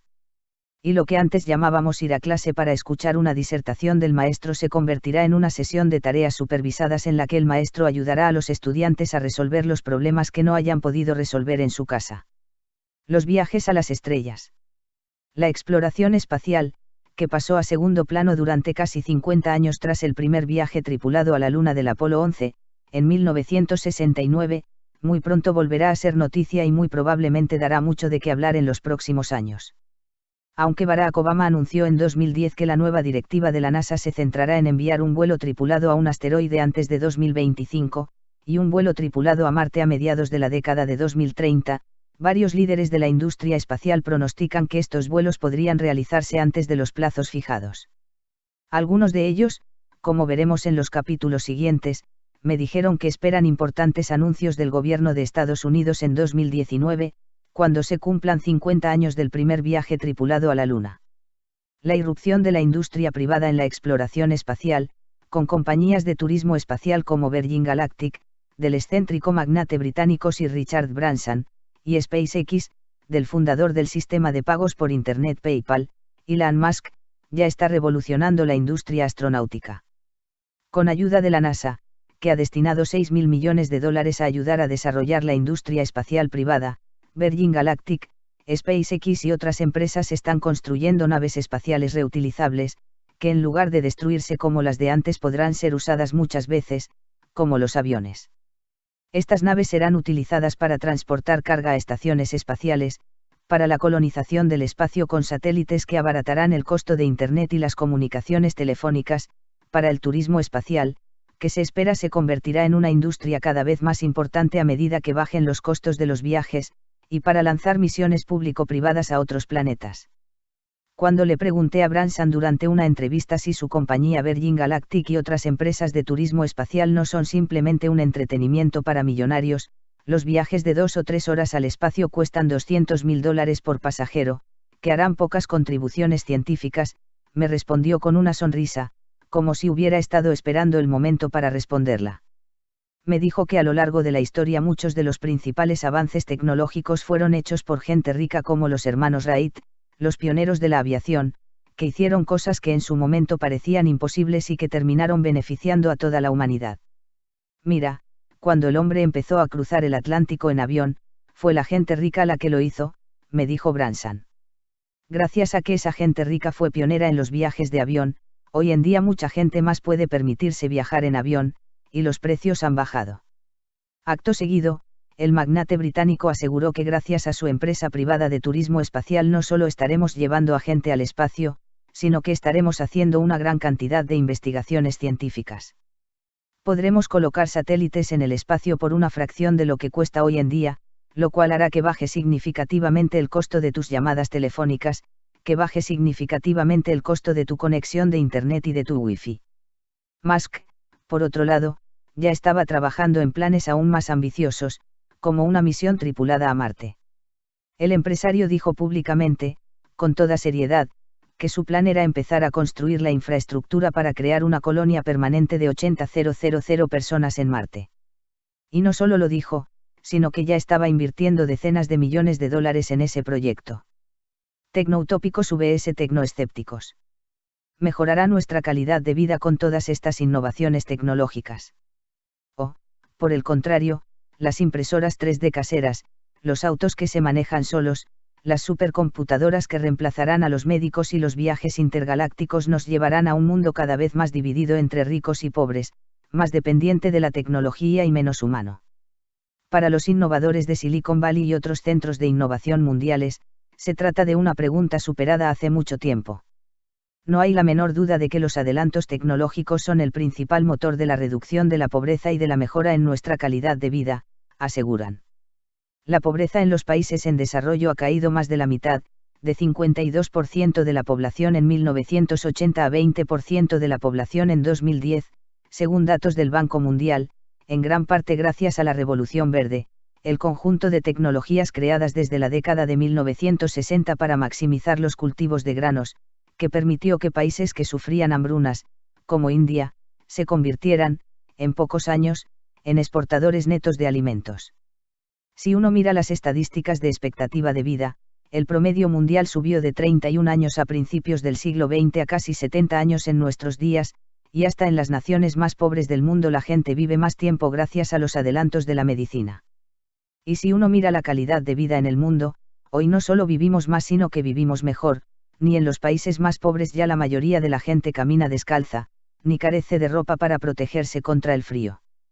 Imagínense la diferencia que hay entre ir a un dentista hoy, en que nos dan una inyección de anestesia local que ni siquiera sentimos para arreglarnos un diente, con lo que habrá sido hace apenas 100 años, cuando nos tenían que arrancar las muelas con una tenaza sin anestesia, argumentan los optimistas. Bill Gates, el hombre más rico del mundo, quien hoy en día está dedicado de lleno a combatir la polio y otras enfermedades en los países más pobres, señaló recientemente que, gracias a las nuevas vacunas y a otros avances tecnológicos, hemos tenido más progreso en la última década que nunca antes. Gates agregó que en la década de 1960 un tercio de la humanidad era rica, y 2/3 era pobre. Ahora, el bloque más grande de la población mundial es de clase media, Brasil, México, Tailandia y China. La proporción de los muy pobres en el mundo es mucho menor. Y esto se debe fundamentalmente a los avances tecnológicos en la agricultura y en la salud pública, que fueron los principales factores que permitieron que estos países salieran de la pobreza, explicó. Para 2035 prácticamente no habrá países pobres, vaticinó Gates en su carta pública anual de 2014. La era de la abundancia. Los tecnoutópicos piensan que la última década apenas es un pequeño anticipo del progreso que se viene.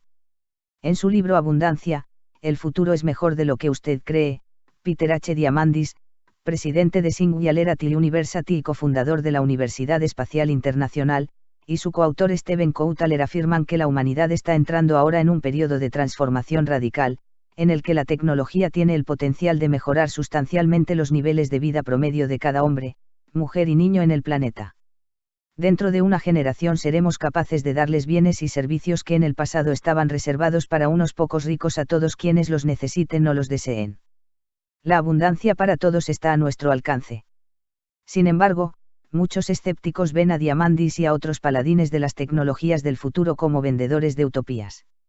Aunque no hay duda de que los adelantos médicos, como la vacuna contra la polio, la viruela o, más recientemente, los tratamientos contra el SIDA, han salvado cientos de millones de vidas, el hecho es que todas las transformaciones tecnológicas de los últimos 200 años no han logrado eliminar la pobreza en el mundo, y que todavía hay millones de personas que siguen muriendo cada año por enfermedades relativamente fáciles de vencer, como la diarrea y la neumonía, argumentan los pesimistas.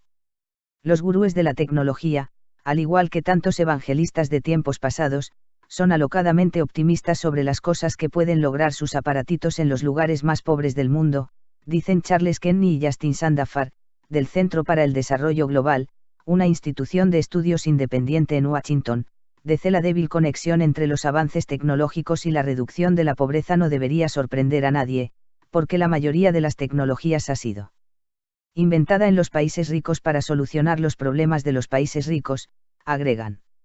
El iPhone, el iPad, las impresoras 3D y los autos que se manejan solos no van a cambiarles la vida a los miles de millones que todavía viven en la pobreza, señalan. Y los escépticos también alertan sobre los peligros que traen consigo muchas de las nuevas tecnologías, como el potencial destructivo que tendrán las impresoras 3D caseras cuando cualquiera pueda fabricar un arma en su casa. O el día que los aviones no tripulados para uso comercial no solo lleven pizzas, sino que puedan ser usados para arrojar una bomba a cualquiera. ¿Quién tiene razón, los tecnoutópicos o los tecnoescépticos? Ambos esgrimen buenos argumentos y el debate depende de si se quiere ver el vaso medio lleno o medio vacío. Pero lo cierto es que, nos guste o no, el avance de estas nuevas tecnologías es imparable, y que por más que algunos países traten de ponerles freno, como lo hizo el gobierno de George W. Bush en Estados Unidos con las investigaciones sobre células madres, otros tomarán su lugar. Como lo explicó Susan Fisher, profesora de la Universidad de California, la ciencia es como un torrente de agua, porque siempre encuentra su camino. El gran desafío es cómo canalizar las nuevas tecnologías para que beneficien al mayor número de gente posible. Del trabajo manual al trabajo mental. Los avances científicos que se acelerarán en los próximos años no solo cambiarán cada vez más nuestras vidas, sino que también determinarán cuáles naciones progresarán más, y cuáles se quedarán cada vez más atrás. Esto se debe a que estamos en la era del conocimiento, en la que los países que desarrollan productos con alto valor agregado serán cada vez más ricos, y los que siguen produciendo materias primas o manufacturas básicas se quedarán cada vez más atrás. Como ya lo decía en mis libros anteriores Cuentos chinos, 2005, y Basta de historias, 2010, el mundo ha cambiado, y los presidentes latinoamericanos que dicen que sus países prosperarán vendiendo petróleo, soja y metales, o ensamblando piezas para la industria manufacturera se están engañando a sí mismos o están engañando a sus pueblos. Mientras hace 50 años la agricultura y las materias primas representaban 30% del Producto Bruto Mundial, en la actualidad representan una cifra muchísimo menor y todo indica que su peso en la economía mundial seguirá decreciendo. Según el Banco Mundial, hoy en día la agricultura representa 3% del Producto Bruto Mundial, la industria, 27%, y los servicios, 70%. Cada vez más, estamos yendo de una economía global basada en el trabajo manual a una sustentada en el trabajo mental. Por eso no es casual que empresas como Google o Apple tengan un producto bruto mayor que el de muchos países latinoamericanos. Ni tampoco es casual que pequeños países que no tienen materias primas, como Singapur, Taiwán o Israel, tengan economías muchísimo más prósperas que las de países riquísimos en petróleo, como Venezuela, Ecuador o Nigeria, o que los hombres más ricos del mundo sigan siendo empresarios como Bill Gates, Carlos Slim o Warren Buffett, que producen tecnología o servicios, pero no materias primas. Esta tendencia se acelerará aún más durante los próximos años, debido a que la tecnología progresa en forma exponencial. El rezago tecnológico en Latinoamérica. La evidencia más clara del rezago tecnológico latinoamericano es el insignificante número de patentes de nuevas invenciones que registran los países de la región. En lo que hace a patentes de nuevos inventos, que es uno de los principales medidores de la innovación y el avance tecnológico, estamos en los últimos puestos del mundo. Contrariamente a los cuentos chinos que refieren muchos presidentes latinoamericanos cada vez que inauguran un nuevo parque tecnológico, o cuando le dan la bienvenida a una nueva empresa de tecnología, el atraso tecnológico de la región es alarmante. Hasta pequeños países como Corea del Sur e Israel producen, cada uno, más patentes por año que todos los países de América Latina y el Caribe juntos, según datos de las Naciones Unidas. Corea del Sur, un país que hace 50 años tenía un producto per cápita más bajo que el de casi todos los países latinoamericanos, registra unas 12.400 solicitudes de patentes internacionales por año ante la Organización Mundial de la Propiedad Intelectual, OMPI, de las Naciones Unidas, e Israel unas 1.600. Comparativamente, todos los países de América Latina y el Caribe juntos apenas llegan a 1.200 patentes, de las cuales 660 son de Brasil, 230 de México, 140 de Chile, 80 de Colombia, 26 de Argentina, 18 de Panamá, 13 de Perú, 9 de Cuba y 1 de Venezuela. Según la OMPI 28, las cifras de los países latinoamericanos son aún más preocupantes si las comparamos con las solicitudes de patentes internacionales de los países más poderosos. Estados Unidos registra unas 57.000 solicitudes de patentes internacionales por año ante la OMPI, Japón 44.000, China 22.000 y Alemania 18.000. El otro gran indicador de la innovación mundial, el registro de patentes por país de la Oficina de Patentes y Marcas de Estados Unidos, ofrece cifras semejantes. Según el reporte 2014 de esta oficina, en el último año se habían registrado allí unas 148.000 patentes provenientes de Estados Unidos, 54.000 de Japón, 17.000 de Alemania, 16.000 de Corea del Sur, 1.200 de Taiwán, 6.600 de China y 3.200 de Israel. Comparativamente, en el mismo año se registraron 290 patentes de Brasil, 200 de México, 80 de Argentina, 60 de Chile, 20 de Colombia, 13 de Cuba, 9 de Costa Rica, 8 de Ecuador, 3 de Perú y 2 de Bolivia. 30 porque los países latinoamericanos, con todo el talento humano que tenemos, no registramos más patentes de nuevas invenciones. Hay muchas razones, incluyendo el hecho de que no hay una cultura de registrar patentes en las universidades y en las empresas, y por la escasez de créditos e inversiones de riesgo para la investigación y el desarrollo de nuevos productos. Otro motivo es la falta de respeto a la propiedad intelectual. ¿Para qué voy a gastar tiempo y dinero en patentar mi invención, si de todos modos me van a robar la idea?, se preguntan muchos inventores. Cuando le pregunté a Carsten Fink, el jefe de economistas de la OMPI, con sede en Ginebra, Suiza, a qué se deben las pocas patentes internacionales que registra Latinoamérica, respondió que el desafío de los países latinoamericanos es crear un ecosistema donde pueda florecer la innovación. Y agregó, eso implica tener un buen sistema educativo, incentivos fiscales para estimular la investigación y el desarrollo, mecanismos financieros para respaldar el capital de riesgo y políticas que favorezcan la movilidad de personas altamente calificadas, para atraer talentos de otros lugares. Sin embargo, la mayoría de estos problemas puede subsanarse con relativa rapidez, como lo han demostrado Corea del Sur, Singapur y otros países que hasta hace poco padecían los mismos problemas que las naciones latinoamericanas. Las capitales de las ciencias. La Scientific Reports, publicación de investigaciones de Nature, una de las revistas más prestigiosas en círculos académicos mundiales, publicó en 2013 un mapa mundial de las ciudades más importantes en investigación científica. Cuando la vi, no pude evitar sentir una mezcla de frustración y tristeza. Aunque no pensaba descubrir muchas ciudades latinoamericanas en este mapa, esperaba ver a algunas. Pero los países latinoamericanos y sus ciudades brillaban por su ausencia.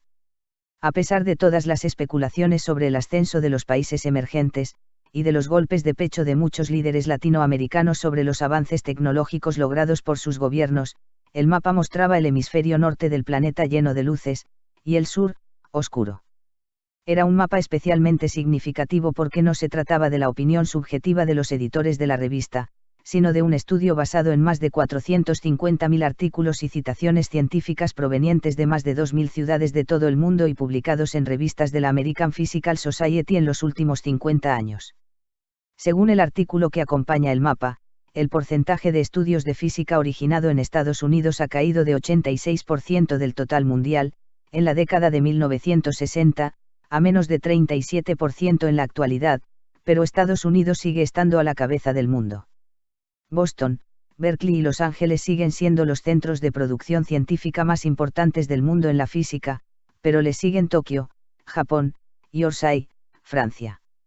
La lista de las 20 principales ciudades del mundo incluye a Chicago, Princeton, Roma, Italia, Londres, Inglaterra, y Oxford, Inglaterra. Pero no hay ninguna ciudad latinoamericana entre las primeras 100 ciudades productoras de conocimiento científico del mundo, según la publicación. Una tabla que aparece junto al mapa detalla que 56% de las 100 primeras ciudades productoras de trabajos científicos del mundo se encuentra en Estados Unidos y Canadá, 33% en Europa, y 11% en Asia. ¿Se habían olvidado de incluir a Latinoamérica en esa tabla?, me pregunté. Tras leer estas cifras, llamé al doctor Nicola Perra de la Universidad Northeastern, uno de los investigadores responsables del estudio, para comprobar si había leído bien la tabla. Efectivamente, no nos olvidemos de ninguna. No hay ninguna ciudad latinoamericana entre las primeras 100, me corroboró. El mapa muestra que no solo en materia de patentes, sino también en publicaciones científicas, los países latinoamericanos y sus ciudades más importantes no figuran en los principales mapas de la investigación científica. Las peores universidades. Las cosas no han cambiado mucho desde que empezamos a llamar la atención en Cuentos Chinos, en 2005, acerca de que las universidades latinoamericanas se encuentran en los últimos puestos de los rankings internacionales de las mejores universidades. En 2013 no había una sola universidad latinoamericana entre las 100 mejores del mundo, en ninguno de los 3 principales rankings internacionales, a pesar de que varios países de la región están en el G20, el grupo de las economías más ricas del mundo, y de que Brasil fue la 6ª economía mundial, y México la 14ª, en ese año. Los 3 rankings, que miden, entre otras cosas, el porcentaje de profesores que tienen doctorados, la cantidad de trabajos publicados en revistas científicas internacionales y el número de patentes registradas, coinciden en colocar a las universidades de Estados Unidos en la mayoría de los 10 primeros puestos, y colocan a varias instituciones de educación superior de Singapur, China, Corea del Sur y otros países emergentes de Asia, en los primeros 50 puestos. Las latinoamericanas, en cambio, comienzan a aparecer detrás del puesto número 100, y se pueden contar con los dedos de una mano. En el ranking del suplemento de educación superior del Times, el pionero de este tipo de estudios, la primera universidad latinoamericana que aparece es la de Sao Paulo, Brasil, en las instituciones agrupadas entre los puestos 226 y 250. En el segundo ranking, conocido como Ranking QS de las mejores universidades del mundo, la primera universidad latinoamericana que figura también es la de Sao Paulo, pero en el puesto 127. El tercer ranking, hecho por la Universidad Jiaotong de Shanghái, China, coloca como las universidades latinoamericanas mejor situadas a la de Sao Paulo, en el grupo de las universidades agrupadas entre los puestos 101 y 150, y a la Universidad Nacional Autónoma de México, UNAM, y a la Universidad de Buenos Aires, UBA, en el grupo de instituciones agrupadas entre los puestos 151 y 200. Somos todos filósofos, sociólogos y poetas. Algunos de los motivos del mal desempeño de las universidades latinoamericanas en los rankings internacionales son que nuestros países invierten relativamente poco en investigación científica, con muy poca participación del sector privado, lo que se traduce en menos publicaciones científicas internacionales y menos patentes registradas. En América Latina estamos produciendo demasiados filósofos, sociólogos, psicólogos y poetas, y muy pocos científicos e ingenieros. Según estadísticas de la Red de Indicadores de Ciencia y Tecnología, RICIT, Iberoamericana e Interamericana, 63% de los 2 millones de jóvenes que egresan anualmente de las universidades de Latinoamérica y el Caribe se gradúan en carreras de ciencias sociales y humanidades, mientras que apenas 18% egresan con licenciaturas en ingeniería, ciencias exactas y ciencias naturales, y el resto se gradúa en medicina, agricultura y otras disciplinas. En algunos países, como Argentina, las grandes universidades públicas tienen 3 veces más estudiantes de psicología que de ingeniería, lo cual significa que el país está formando 3 psicólogos para curarle el coco, como los argentinos llaman a la cabeza, a cada ingeniero 37 comparativamente. Las universidades de China y de la mayoría de los países asiáticos están graduando muchos más ingenieros y técnicos que licenciados en ciencias sociales o humanidades.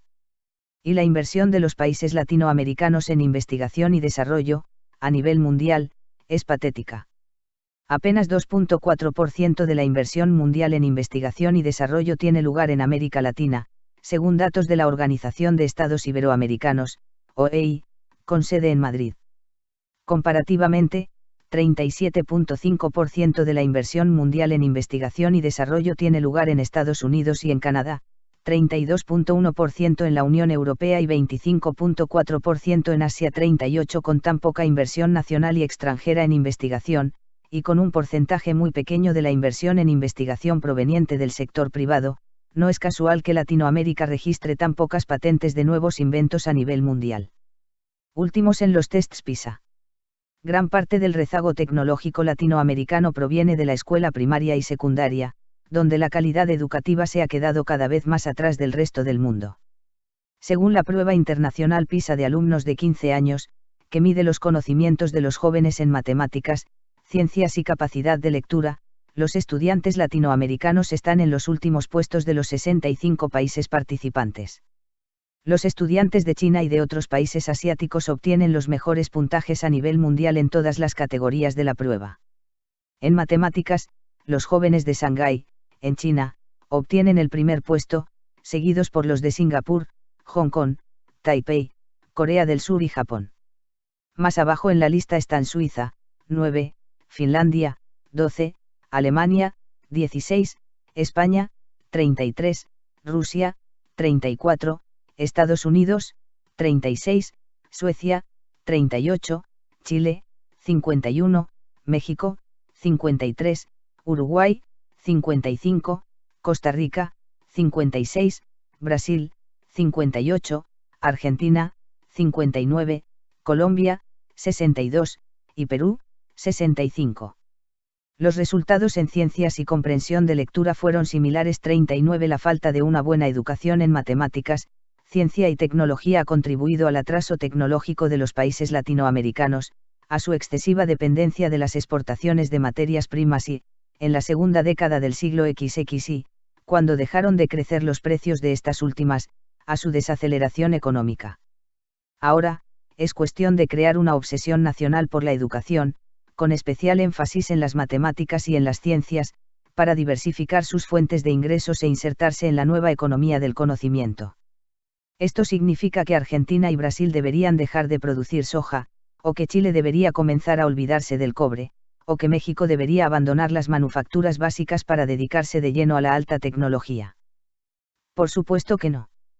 Lo que deben hacer es agregar valor a sus materias primas y a sus manufacturas, para lo cual hacen falta más ingenieros, científicos y tecnólogos, y, al mismo tiempo, desarrollar innovaciones en áreas en las que pueden tener ventajas competitivas. El ejemplo del café. El ejemplo del café ilustra muy bien este punto. Cuando escribí Cuentos chinos, cité a un profesor de Harvard según el cual de una taza de café que se vendía en $3 al consumidor en Estados Unidos, apenas 3% regresaba al cultivador de café en Colombia, Brasil, Costa Rica, Vietnam o en cualquiera de los otros países exportadores de esta semilla. El 97% restante iba a los bolsillos de los responsables de la ingeniería genética del café, el procesamiento, el mercadeo, la distribución, la publicidad y otras tareas que forman parte de la economía del conocimiento. 5 años más tarde, cuando escribí Basta de historias, afirmé que el fenómeno del declive relativo de las materias primas respecto de los productos con alto valor agregado se estaba acentuando. Contaba en aquel libro que uno de los principales productores de café de El Salvador se me acercó al final de una conferencia en San Salvador y me dijo: «Estás equivocado, Andrés. El porcentaje que queda para el productor no es 3%. La cifra real está más cerca de 1%. Desde entonces, la tendencia se ha acelerado aún más. Los países que han agregado valor al café, produciendo cafés con sabores exclusivos, cafés medicinales, galletas de café, licores de café, máquinas para hacer café con cartuchos de café, o abriendo cadenas de distribución y ventas en el exterior, se han beneficiado enormemente, mientras que los que siguen vendiendo solo la materia prima se han quedado cada vez más atrás. Según un estudio de Bain & Company, el café es un ejemplo de cómo un producto de baja tecnología se puede mejorar para crear mayor valor económico. Mientras una taza de café simple en Estados Unidos se vende en unos 50 centavos de dólar, una taza de café premium que ofrece una cadena como Starbucks se vende hasta en $4. Si a lo anterior agregamos otras innovaciones como las máquinas de café expreso, que se venden, en promedio, en $300, y el nuevo mercado de cartuchos de cafés especiales para estas máquinas, la industria del café se ha disparado en los últimos años para convertirse en un mercado de $135.000 millones anuales. Mientras que el consumo de café en el mundo aumentó solo 21%, las innovaciones han hecho aumentar el valor de la industria 80%, según el estudio. Los motores de la innovación. ¿Qué hace que algunos países sean más innovadores que otros? Como decíamos en páginas anteriores, hay una constelación de factores, lo que los expertos llaman un ecosistema, que hace posible la innovación. Para que pueda existir ese ecosistema tiene que haber educación de calidad, empresas y universidades que inviertan en investigación y desarrollo de nuevos productos, centros de estudios globalizados que atraigan talentos de todos lados, una interacción constante entre las empresas y las universidades, un ambiente económico que propicie las inversiones de riesgo, una legislación que aliente la creación de nuevas empresas, y una concentración de mentes creativas en la misma ciudad. Pero el factor clave, del que se habla mucho menos, y sin el cual es difícil producir sociedades innovadoras, es una cultura de tolerancia social con el fracaso individual. La tolerancia con el fracaso individual es un factor común que, salvo contadas excepciones, como Japón, encontré en los principales centros mundiales de la innovación, ya sea en Estados Unidos, Gran Bretaña, Alemania, Francia, Finlandia o Israel. La famosa definición que dio el primer ministro británico Sir Winston Churchill de que el éxito es el resultado de ir de fracaso en fracaso, sin perder el entusiasmo es una de las principales características comunes de las sociedades innovadoras. La gente en Silicon Valley se vanagloria de sus fracasos. Una de las cosas que más me llamó la atención durante mis visitas a Silicon Valley fue la naturalidad con que la gente habla de sus fracasos. Muchos de los emprendedores que conocí allí me contaron voluntariamente sobre sus fracasos y sus éxitos, con la misma sonrisa en el rostro. En algunos casos hablaban de sus fracasos casi con orgullo. Cuando en una de mis primeras noches en San Francisco, durante una recepción en la empresa de diseños Autodesk, le pregunté a un joven empresario a qué se dedicaba, me contó con la mayor naturalidad que era un creador de software, e inmediatamente agregó, sin que yo se lo preguntara, que había iniciado 5 empresas, 4 de las cuales terminaron en bancarrota. Cuando notó mi cara de sorpresa, se apresuró a agregar que, por suerte, a una de sus empresas le estaba yendo muy bien. La admisión del fracaso era, según pude comprobarlo en esa y en otras conversaciones aquella noche, una típica carta de presentación de los emprendedores de Silicon Valley. La gente aquí se vanagloria de sus fracasos, me dijo, encogiéndose de hombros, Badba, el profesor que me había recibido en Singularity University, y alertado sobre la importancia del factor humano en la innovación. En Silicon Valley, cuando enumeras tus fracasos es como si estuvieras enumerando tus diplomas universitarios. Todo el mundo aquí entiende que con cada fracaso aprendiste algo, y que por lo tanto eres más sabio que antes. En Palo Alto, California, existe la mayor concentración de innovadores del mundo. Allí, más de 50% de la población del área nació en otro país, me dijo Badba. Hay una cultura muy diferente a la de la mayoría de los países del mundo, y de gran parte de Estados Unidos. En Nueva York, los banqueros van de traje y corbata, y alardean de sus éxitos, reales o imaginarios. Aquí, en Silicon Valley, los empresarios más ricos y los científicos más prestigiosos andan en jeans, o bermudas y ojotas, y hablan con la mayor naturalidad de sus fracasos. Es otro mundo. Badba estaba en lo cierto. Pocos días antes, en Miami, lo comprobé personalmente cuando tuve la oportunidad de entrevistar al magnate inmobiliario neoyorquino Donald Trump para CNN. La constante autopromoción de sus éxitos, y la negación de sus fracasos, contrastaba agudamente con la sinceridad que encontré en los emprendedores más exitosos de Silicon Valley. Los empresarios innovadores de California y los grandes empresarios de Nueva York parecían venir, efectivamente, de dos mundos diferentes. Donald Trump, los míos no fueron fracasos. Trump, el magnate que en 2012 aspiró brevemente a la candidatura presidencial republicana, había venido a Miami a promocionar su compra por $200 millones de un destartalado hotel y un campo de golf, para renovarlos y convertirlos en un destino turístico súper exclusivo. En el marco de una entrevista sobre la burbuja inmobiliaria de la que recientemente estaba saliendo Estados Unidos, le pregunté a Trump qué había aprendido de sus fracasos. Poco antes de entrevistarlo, había leído varios artículos sobre la trayectoria de Trump, la cual estaba poblada de fracasos. Varias de sus empresas se habían declarado en bancarrota. Además, Trump había iniciado una aerolínea, Trump Airlines, que fracasó estrepitosamente, así como una marca de vodka que no logró sobrevivir mucho más allá de su lanzamiento. Sin embargo, para mi sorpresa, cuando le pregunté qué había aprendido de sus fracasos, reaccionó con enojo. Meneando la cabeza, al punto de sacudir la melena rubia que se cansaba de insistir ante la prensa que no era un peluquín, me dijo: yo no fracasé para nada. Pero usted se declaró en bancarrota 3 veces, repliqué de la manera más cordial que pude. No fueron fracasos, lo que hice fue aprovecharme del sistema legal, respondió. Obviamente, me decepcionó su falta de sinceridad y de sofisticación intelectual. Pero no fue hasta la semana siguiente, hablando con Baadba en Palo Alto, que pude apreciar de lleno la gran diferencia entre los magnates del mundo de la innovación de California, Seattle y otros estados de la costa oeste de Estados Unidos, como Gates, Jobs y Zuckerberg, y los magnates del mundo de los negocios inmobiliarios y financieros de Nueva York. Los primeros vestían jeans, camisetas y sandalias, trataban de salvar el mundo con sus innovaciones y sus fundaciones de caridad, y hablaban con orgullo de sus fracasos. Los segundos, como Trump, vestían camisas blancas almidonadas con corbatas acartonadas, no le prestaban mucha atención a las causas sociales, y negaban sus fracasos comerciales como si se tratara de derrotas vergonzosas. Y mientras muchos de los primeros minimizaban sus fortunas, los otros las magnificaban.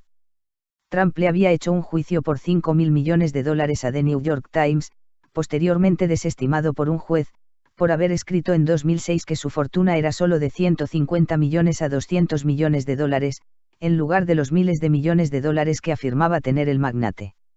En la cultura empresarial de Nueva York, a diferencia de la de California, lo importante eran las apariencias. Los 1000 fracasos del inventor de la bombilla eléctrica. La tolerancia social con el fracaso individual que tanto me llamó la atención en Silicon Valley, según pude aprender después, ha sido una constante en las sociedades innovadoras a lo largo de la historia. Casi todos los grandes inventos de la humanidad fueron precedidos por grandes fracasos. Thomas Alva Edison, el empresario que inventó el foco eléctrico de uso masivo y patentó más de 1093 productos, incluyendo el fonógrafo y la filmadora de cine, realizó más de 1000 intentos fallidos para inventar una lamparita eléctrica de uso masivo antes de lograrlo, según sus biógrafos. De ahí que muchos le atribuyen haber dicho que no fracasé 1000 veces, sino que la invención de la bombilla eléctrica requirió 1000 etapas.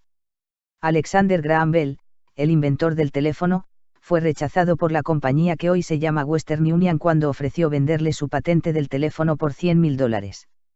Según una historia que figura en el libro La historia del teléfono, publicado por Herbert N. Casson en 1910, el ejecutivo de la Telegraph Company, hoy Western Union, que recibió la propuesta preguntó con la mayor cortesía que pudo, ¿para qué le serviría a nuestra empresa comprar un juguete eléctrico? 42 Otra versión de esta historia, probablemente apócrifa pero que es utilizada en las principales escuelas de negocios del mundo, afirma que el comité de Western Union a cargo de estudiar la propuesta de Bell había concluido que la idea del teléfono era una idiotez. Según el texto del presunto memorándum del comité que evaluó la propuesta, los ejecutivos de la Western Union habrían dicho que la calidad de la transmisión del aparato de Bell era tan mala que su proyecto no servía para nada. ¿A quién se le ocurriría usar este torpe aparato cuando se puede enviar a un mensajero a la oficina de telégrafo y remitir un mensaje escrito con total claridad?, habría dicho un miembro del comité. Los hermanos Orville y Wilbur Wright, a quienes se identifica como los pioneros de la aviación, hicieron 163 intentos fallidos antes de realizar su primer vuelo tripulado exitoso, en diciembre de 1903. Varios de sus predecesores tuvieron menos suerte, murieron en el intento. Y el pionero de la industria automotriz, Henry Ford, fabricó más de una docena de modelos de automóviles antes de inventar el Ford T, el primer auto de uso masivo producido en serie. Sus biógrafos dicen que llamó a su modelo el Ford T porque había empezado con un modelo A y tuvo que perfeccionarlo 19 veces, entre prototipos y autos terminados, antes de llegar a la letra T. Prácticamente todas las historias de éxito son culminaciones de historias de fracasos, no solo en el mundo de la tecnología sino también en el del comercio, la política y el arte. Winston Churchill, el primer ministro británico, recordaba constantemente a sus audiencias la importancia de no dejarse vencer por los fracasos. El estadista había sido un mal alumno que repitió de grado, transitó por 3 escuelas, y fue rechazado 2 veces en el examen de ingreso a la Academia Militar Real de Sandhurst. En su famoso discurso del 29 de octubre de 1941, durante su visita a la escuela Harrow, donde se distinguió por haber sido uno de los peores de su clase, le dijo a los estudiantes: nunca se den por vencidos, nunca se den por vencidos, nunca, nunca, nunca, nunca. En nada, ya sean las cosas grandes o pequeñas, nunca se den por vencidos, salvo ante las convicciones que surjan del honor y el sentido común. La creatividad es genética. Quizás no sea casualidad que tantos inventores e innovadores a lo largo de la historia hayan sido perseverantes, obstinados, excéntricos y a menudo insoportables, como lo fue el propio fundador de Apple, Jobs. Según varios estudios de la psicología de la creatividad, las personalidades innovadoras se distinguen por ser extrovertidas, abiertas a la experimentación, no muy preocupadas por agradar a los demás, y algo neuróticas. En otras palabras, el estereotipo del genio loco no está muy alejado de la realidad.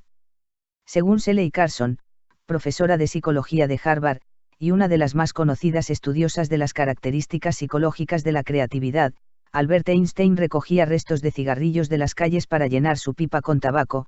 El compositor Robert Schumann creía que su música le era transmitida por Beethoven y por otros compositores fallecidos desde sus tumbas, y el escritor Charles Dickens caminaba por las calles de Londres tratando de quitarse de encima con su paraguas a niños.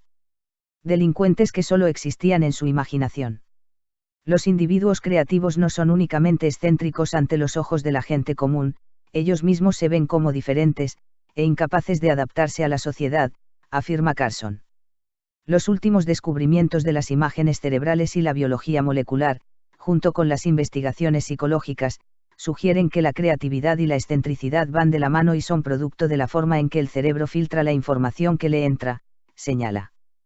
Carson cita los estudios de Leonard Stone en 1966, que demostraban que los hijos de madres diagnosticadas con esquizofrenia suelen escoger profesiones más creativas que los hijos de mujeres que no padecen esquizofrenia, y varios otros posteriores, según los cuales la gente creativa tiene una personalidad especial, que es una versión leve de otros desórdenes psiquiátricos. Esto no es nada nuevo, ya Platón en la antigua Grecia había advertido que los poetas y los filósofos sufrían locura divina, un trastorno que les había sido otorgado por los dioses, pero una locura al fin, afirma Carson. Y Aristóteles ya había sugerido que había una conexión entre los poetas y la melancolía, que es lo que hoy catalogamos como depresión, agrega. Un poco de locura y mucha audacia. Entonces, es cierto que la gente creativa tiene una dosis de locura. Según Carson, sus propias investigaciones en Harvard no concluyen que estos rasgos genéticos en sí mismos promuevan la creatividad, pero afirma que este tipo de personalidades poseen menos filtros mentales, lo que ayuda a explicar los momentos de eureka que tienen los genios cuando realizan un nuevo descubrimiento. Las mentes de estas personalidades especiales, al tener menos filtros, permiten que ideas, tanto alucinaciones como pensamientos o intuiciones que luego resultan ser genialidades, pasen del estado inconsciente al consciente, afirma Carson.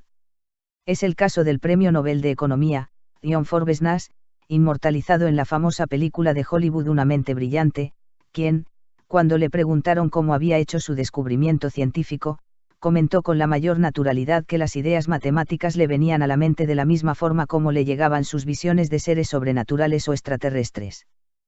Todos estos descubrimientos sobre la creatividad hacen que hasta en el mundo de los negocios ya haya una creciente apreciación de la relación entre el pensamiento creativo y el comportamiento no convencional, y haya una cada vez mayor aceptación de este último, afirma Carson. Por ese motivo, a medida que las empresas valoran más las mentes creativas, los países, las ciudades y las empresas más avanzados están haciendo cada vez más excepciones a sus reglas para acomodar y asimilar a los excéntricos, y están proliferando cada vez más comunidades con una alta concentración de artistas, escritores, científicos, nerds cibernéticos y emprendedores que asumen riesgos, señala.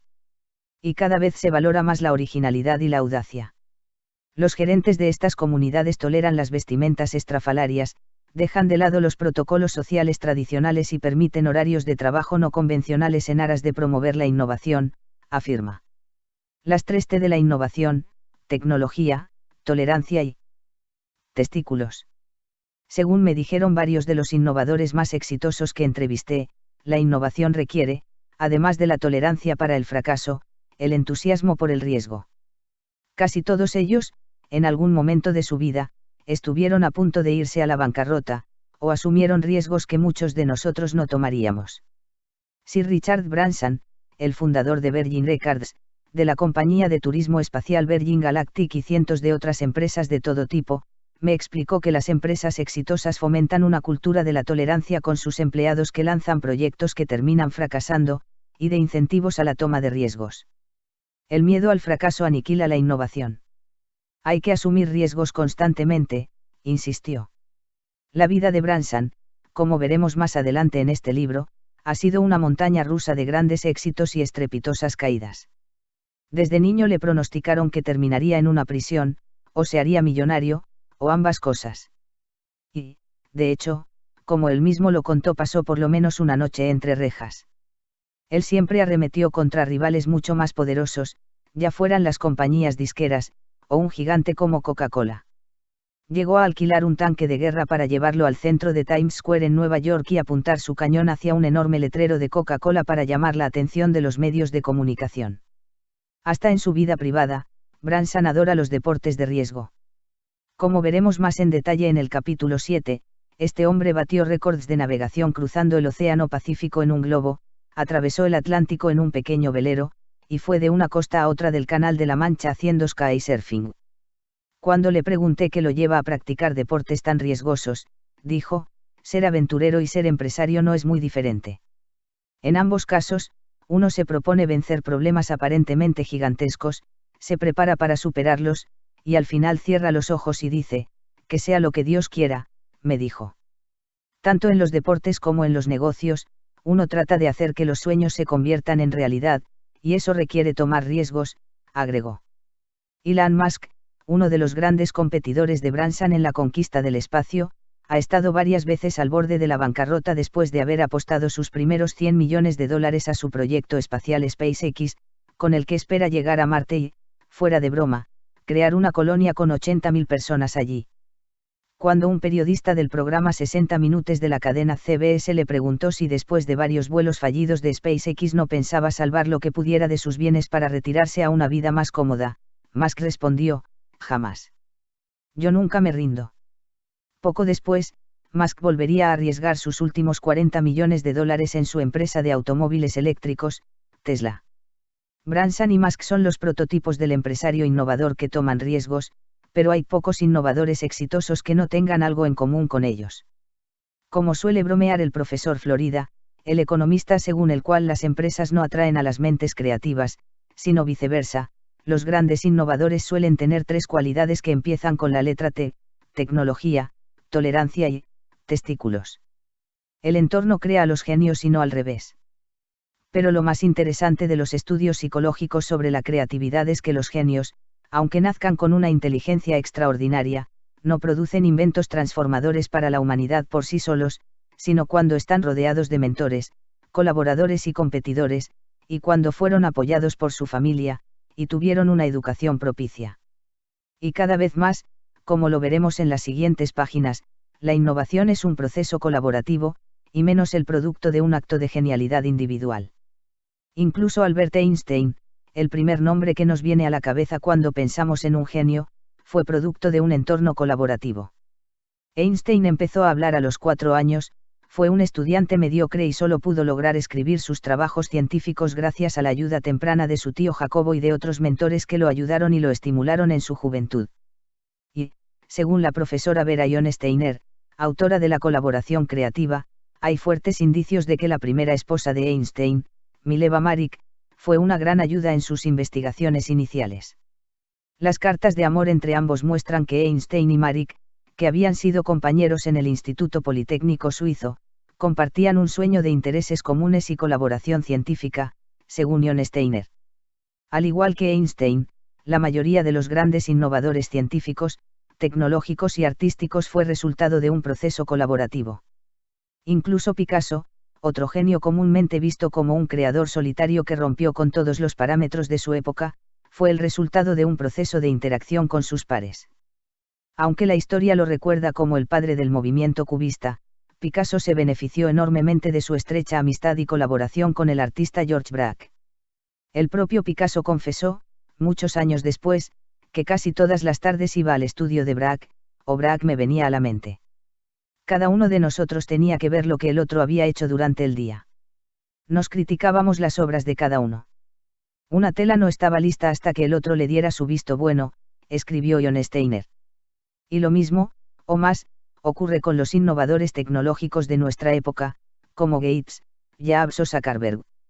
La mayoría de nosotros admiramos a Zuckerberg por haber inventado Facebook, pero su empresa fue una variante innovadora de otras que la antecedieron, como Friendstar y MySpace. Como lo señalan John Steiner, Florida, Badba y varios otros estudiosos de la creatividad, la idea del genio solitario es un mito.